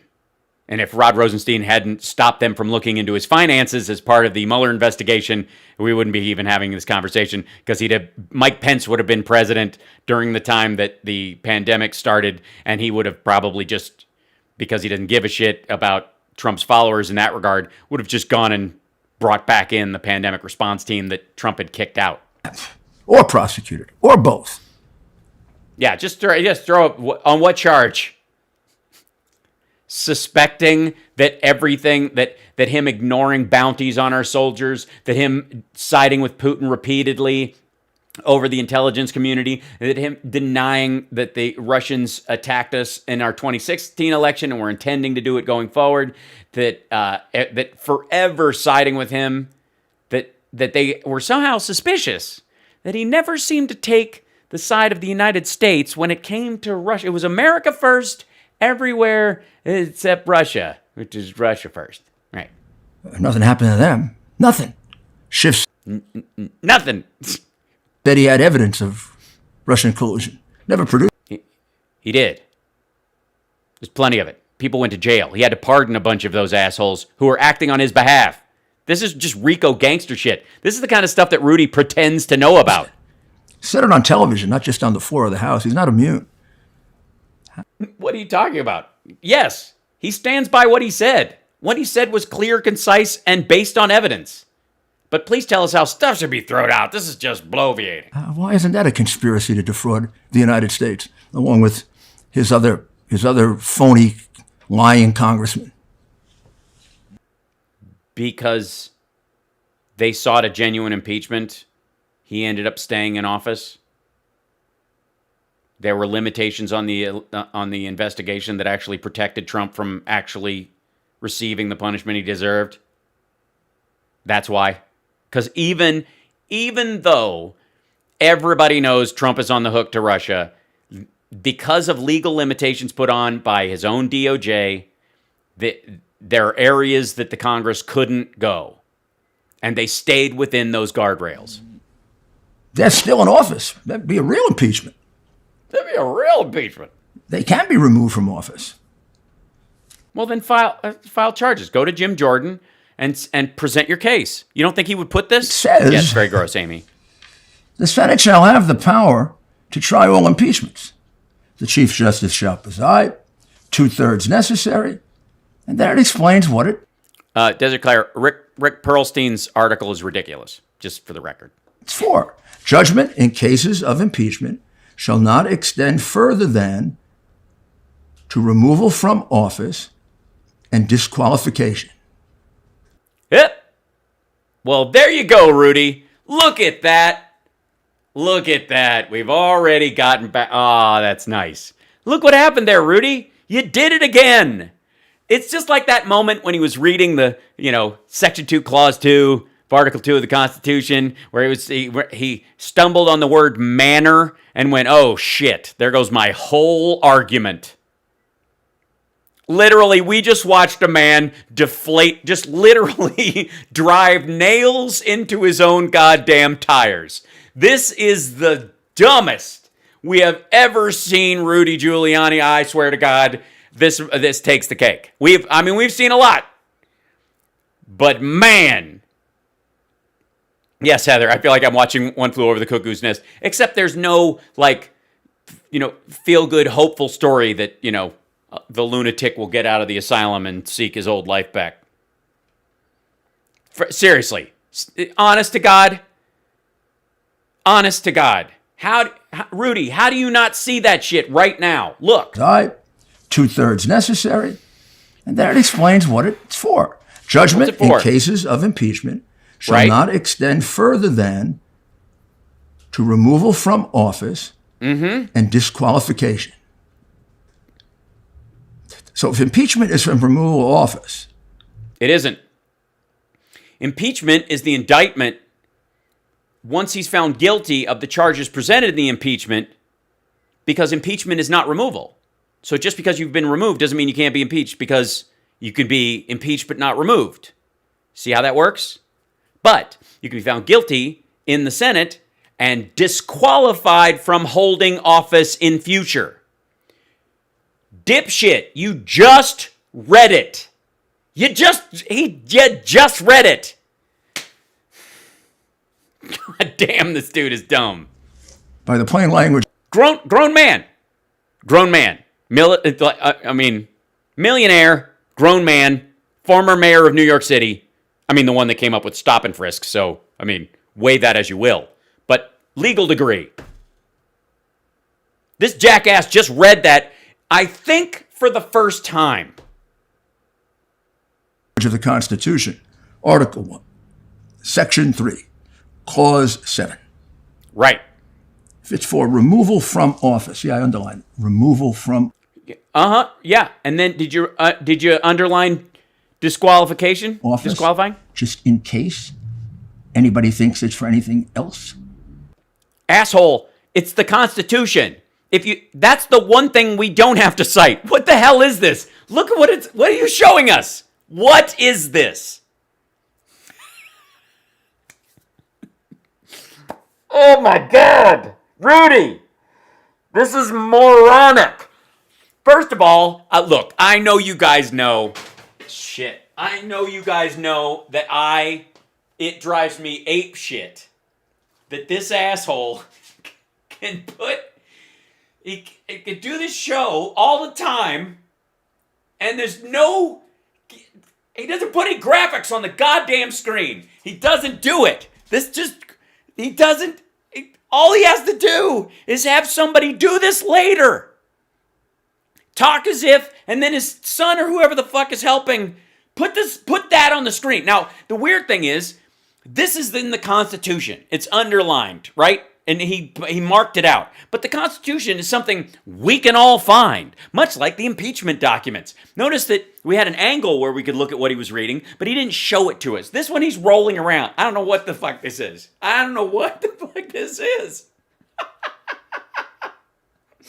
What are you showing? What does he think? Can you read that? Honest to God. You can't read it. I have the original right in front of me. That's not even just projected into my own thing. And this dickhead is showing, what are we watching? What are you doing? Rudy, it's the Constitution. I don't give a shit that you underline parts of it. And if you did, have somebody put it on the goddamn screen later. For fuck's sake, man. I'm not kidding, guys. I am not kidding. If I could get a copy of Rudy's docs that he has right there, like real ones that you could actually read, I swear to Jesus, I would put it right up in the screen next to me so you guys could see what the hell he's pointing at. Like we went through the Mike Pillow shit when that guy had his document up, right? I blew that up for you so we could look at it. What is this nonsense? What is this?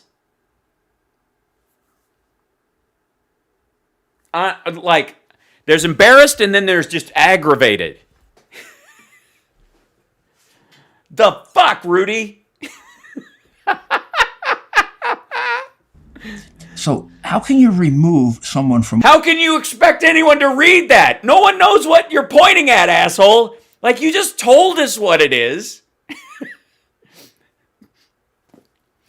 Yeah, here, guys, hold on one second. I have, hold on. I've got an important document I want to show you guys. Let me see if I can find an important document that if you can, like, if you guys can look right here on this piece of paper, right here. This is, I've written in here my argument for why you guys should understand the quality of what's happening in this circumstance that I was looking at. Let me show you that again if I could, because evidence.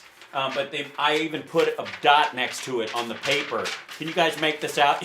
Jesus Christ. What are you doing? This is so aggravating. It's so, God damn it. 45,000 subscribers on Rumble. Is it truth? Is that my problem? Should I just fall back into complete and utter horseshit? Would that sell? Is it my lack of clickbait titles and my nonsense, my lack of nonsense that I have? It's, oh God.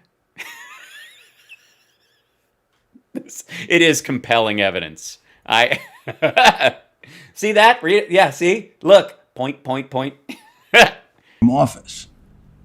If they've already been removed from office. Okay, dipshit. Read the next part. It doesn't say removal from office and disqualification to hold and enjoy any office of honor. They're together. Removal from office, but also it's the same proceeding. Removal from office and disqualification. Yes. No. They are not. There's not an ampersand between those two, dickhead. Removal from office and disqualification. Because it's a second fucking vote, you dumbass. Oh my God. How do you even... Look. If the Senate convicts, you are removed from office. That happens. There's also another vote that says, now that you've been removed from office, we're going to vote that you can never hold office again. It's a separate vote because the idea is that somebody could be impeached, but you're like, this dude could get his shit together and rehab himself and find Jesus. And if he wants to run again in 10 years, he can. But there are certain egregious situations where the high crimes and misdemeanors are so egregious that you have a second vote that says, can this guy ever run for president again? It's a separate vote. They're not ampersanded together. God damn it. This is so dumb. I hate, I have very few genuine pet peeves in my life. The biggest one, I think, the one that drives me the craziest is when dumb people write smart people movies. Like movies I want to like Limitless. And then I go, oh, this is not written by someone who can even grasp the concepts that they're working with. And so this is just going to boil down into a thriller. It'll never reach the level of the ninth level chess cat and mouse you would expect from people who are allegedly super smart in the movie. You get a bunch of people taking a drug that makes them super smart, and yet they end up the plot hinges on, oh shit, I forgot to give that guy $100,000 that I borrowed from him. Like that, you know what I mean? Like that drives me ape shit.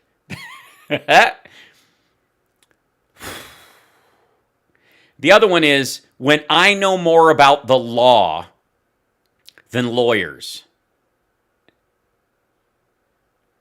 Twitch is twitching? Twitch froze? Oh, is it froze on me? Hold on. Is it froze? We back? It's fixed? It's back? Okay. Maybe I flipped out. Seriously, is that... Rudy, there's no ampersand. They're not sidecars. They're not forever detached. They are two concepts. There are two reasons to impeach someone. Removal from office and disqualification. These are the two primary reasons that you go through the effort of doing it, because it's not a criminal trial. The criminal trial happens afterwards. You can't be tried for the crimes that you've committed in office until you've been impeached and removed from office for those crimes.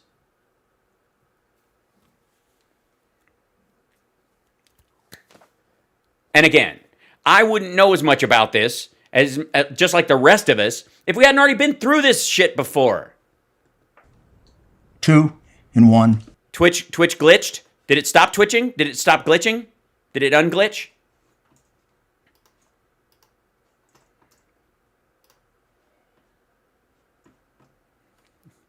Oh yeah, I see. It's sort of I don't know why that is. Is it okay? Let me try a flip of the switch, hopefully. Let's see. Okay. I just did a switch over to see if it would work and come back. Fingers crossed, hopefully. It seems frozen on my end too. I'll see if that's, maybe restart that page. Maybe it's better. Maybe we try it. Okay. Okay, it's back. Yeah, okay. So maybe. All right. Is it looping or something? Or okay. I just keep repeating? Oh no, that's terrible. Why is that? All right. It says I'm live up in the corner. That's very weird. So pardon me, guys. And it says my feeding of it is, quote, excellent. Whatever that means. So my feed coming to Twitch is actually working. My feed into my software is actually working. However, yeah.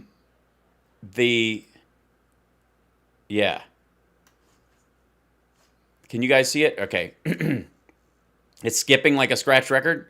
It's blacked out and twitching. It might be on Twitch's side. It might not be me, so I apologize. So let everybody know on Twitch if they are if they're confused about what's going on or whatever. Yeah, so I'm blurry on Facebook. That's probably because I'm leaning back. I don't know. I got away from my camera because I walked back. Twitch has 3 seconds and it's just in a loop. Yeah, so lost it after I called him a dumbass. Is that what it is? Please tell me that now Twitch is worried about language so much that let me see if I can see if that starts it again. We'll do this. It's got an excellent feed. Play. As we try to do it. I'm trying this. Quality auto. Switching it to, I don't know, see if it's the through point of it. No. Apologize, guys, if it's being weird. Heading to YouTube. Yeah, that's not on my end, guys. That must be a Twitch breakdown. Unrelated to my feed into it. Yeah. Not quite sure what that is. So, hopefully. Oh, okay. Love you. Hold on one second. Kiss my girl. Have a good meeting.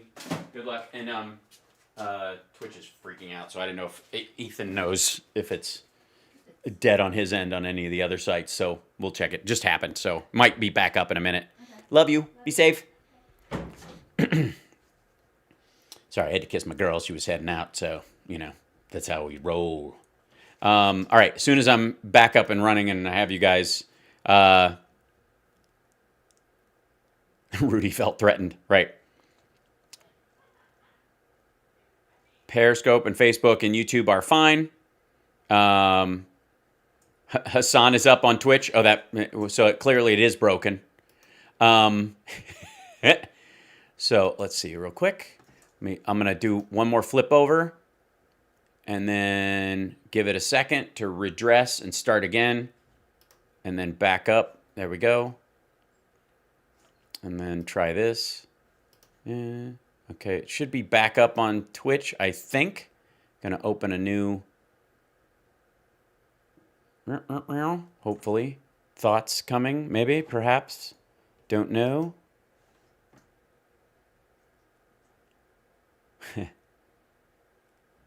Yes. That's so weird. All right. Well, that I'm not quite sure what the deal is, kids. It is very strange. Everything else is working all right. YouTube, Periscope, and Facebook are up. I apologize. I don't know what that is. What?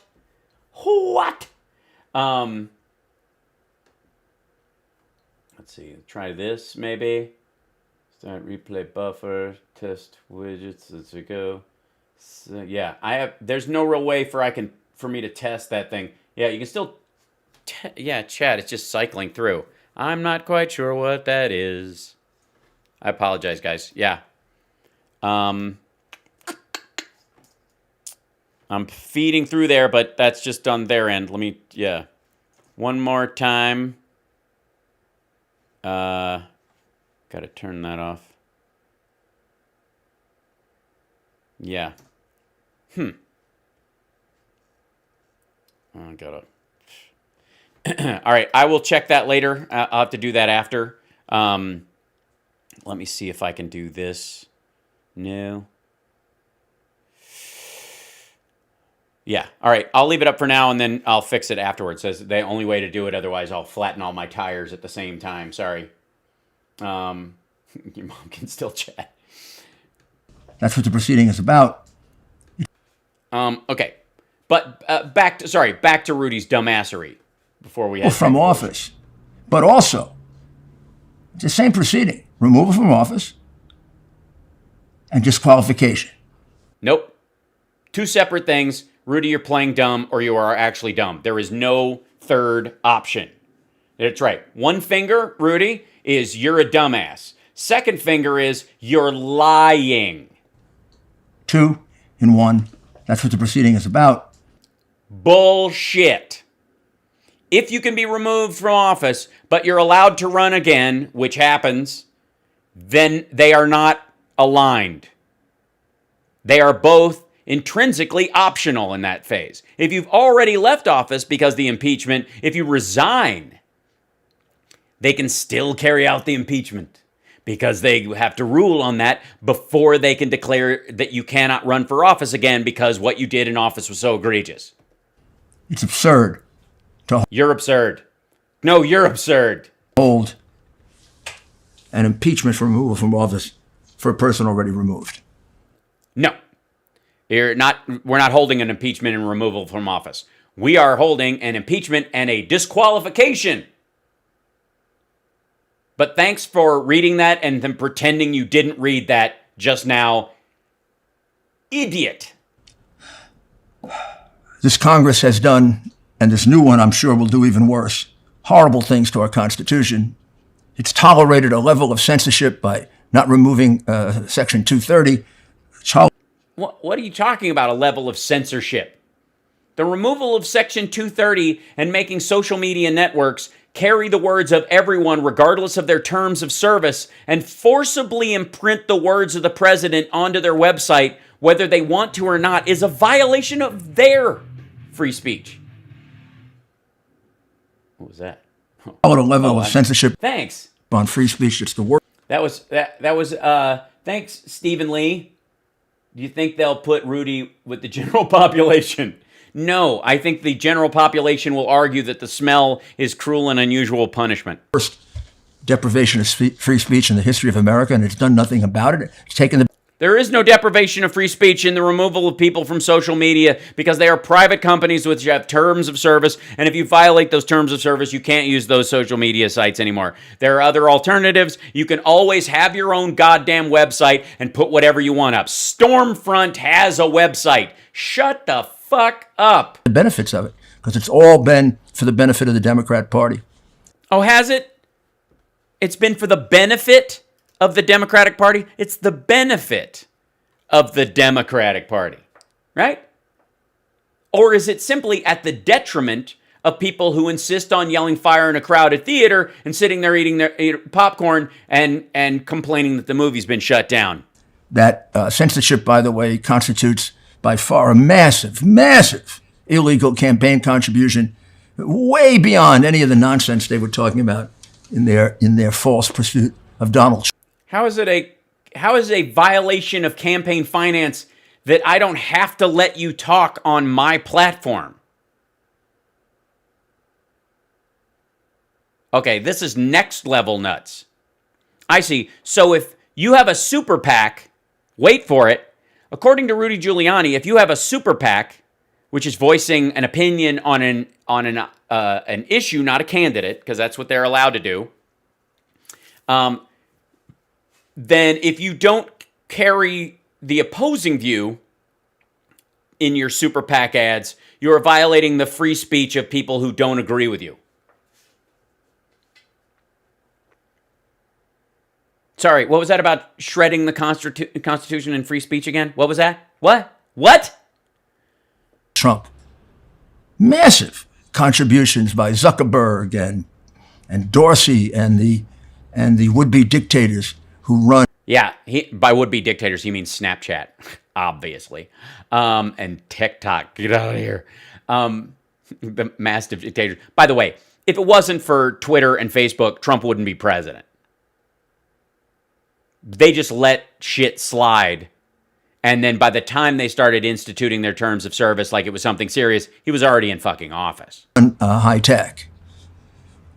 Nothing done about that. Yeah, it's totally the people in high tech. It's people who run the Large Hadron Collider and those people working on, deep space probes in the Hubble. My lord.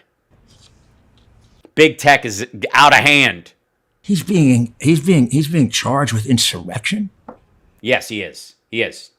Why are you acting like you just saw that? And it's surprising. Oh. This is really, Rudy. Nothing done about that. He's being charged with insurrection, incitement.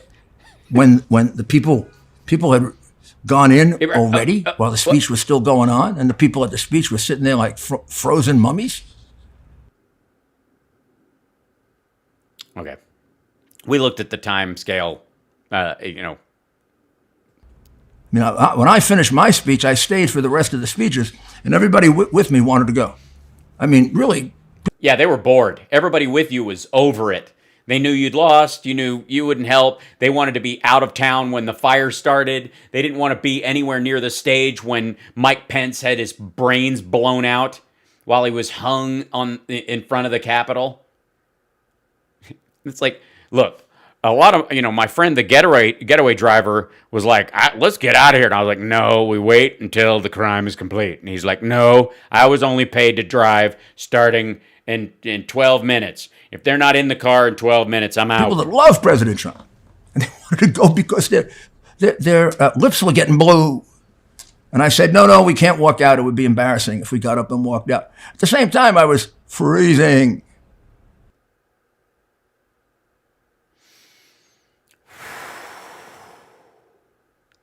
Okay, this is the dude who was, they had a tent just off stage where they were all hanging out that had heaters in it. I don't know how many walked to the Capitol. Go look, and then come back and then start lying. You don't know, you don't know if anybody did? Or you don't know, that's a large jar. I have no idea how many jelly beans are in it. I wouldn't even venture a guess. I don't know if any did, a lot did, a few did. I doubt that a lot did.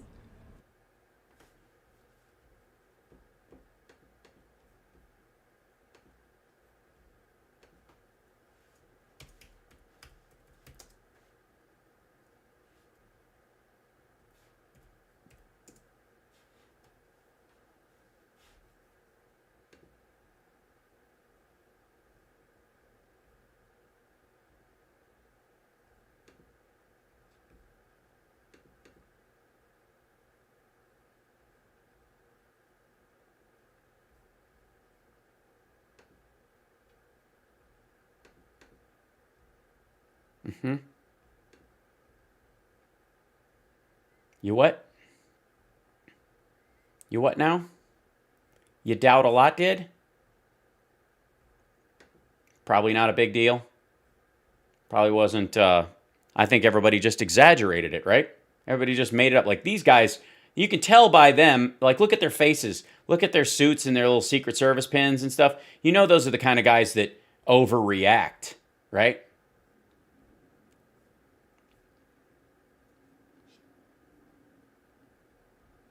Probably not a lot of.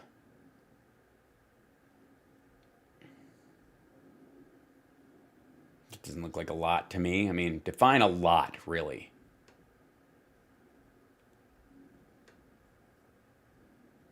Is it, I mean, is it a lot? I mean, it doesn't look like a lot if you don't look at both sides of the fucking building.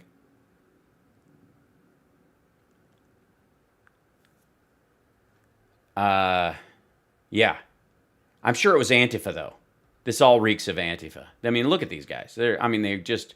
That guy, that's clearly Antifa. Look at this guy. He's Antifa. Obviously, these guys, Antifa. And there's really no way to look it up, even if you did. I mean, they're probably Antifa. But, since they're so well disguised, it's nearly impossible to find out who was there and why.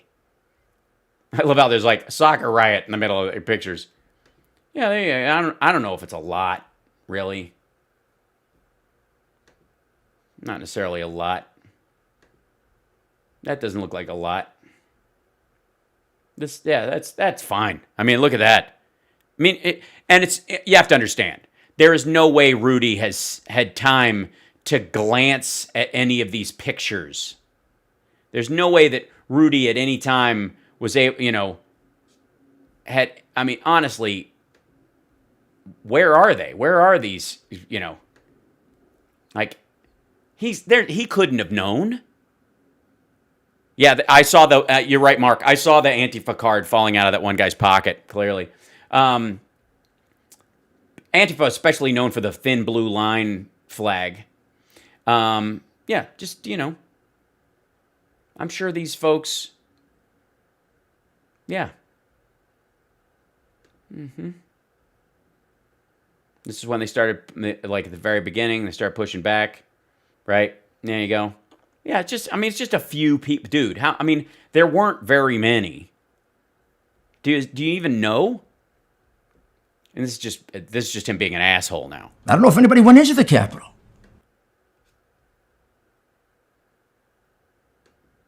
Fucking hell, dude. Really? I know, Dinesh. I feel the same way. I don't know if anyone went into the Capitol. Rudy Giuliani just said, I don't know if anyone went into the Capitol. These guys do.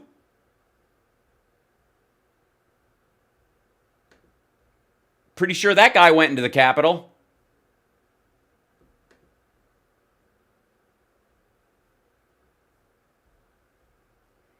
And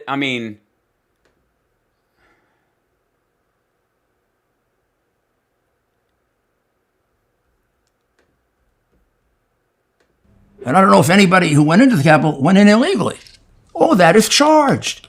And not a single witness. I don't know. I can't say that often enough. Not a single witness. Who do they think they are? Dictators? Not a single witness? The fuck are you talking about? Not a single witness? Everyone was a witness. It happened on live television. The reason they didn't bring in a single witness is because everyone watched it. How is this? Honest to God, I don't even know how to even wrap my head around his argument at this point. Like it's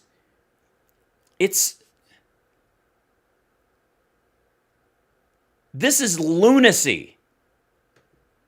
Yeah, Tony, the Twitch stream is being weird. Sorry. I'm not quite sure why. It says I have a good feed. It's just stuck. There's nothing I can do about it. I'm going to try and let's see if I can shut this part of it down and then start it back up again. I'll try that again. 1, 2, 1, 3, 1,000, 4, 1,000, 5, 1,000, 6, 1,000. There we go. Try to bring it back online. It's being very weird. It might be restream. It might be a factor of the software. It's hard to say. Let's see. Stream. Logged in. You can't change the setting once you're... I know I can't do that when I'm live. All right.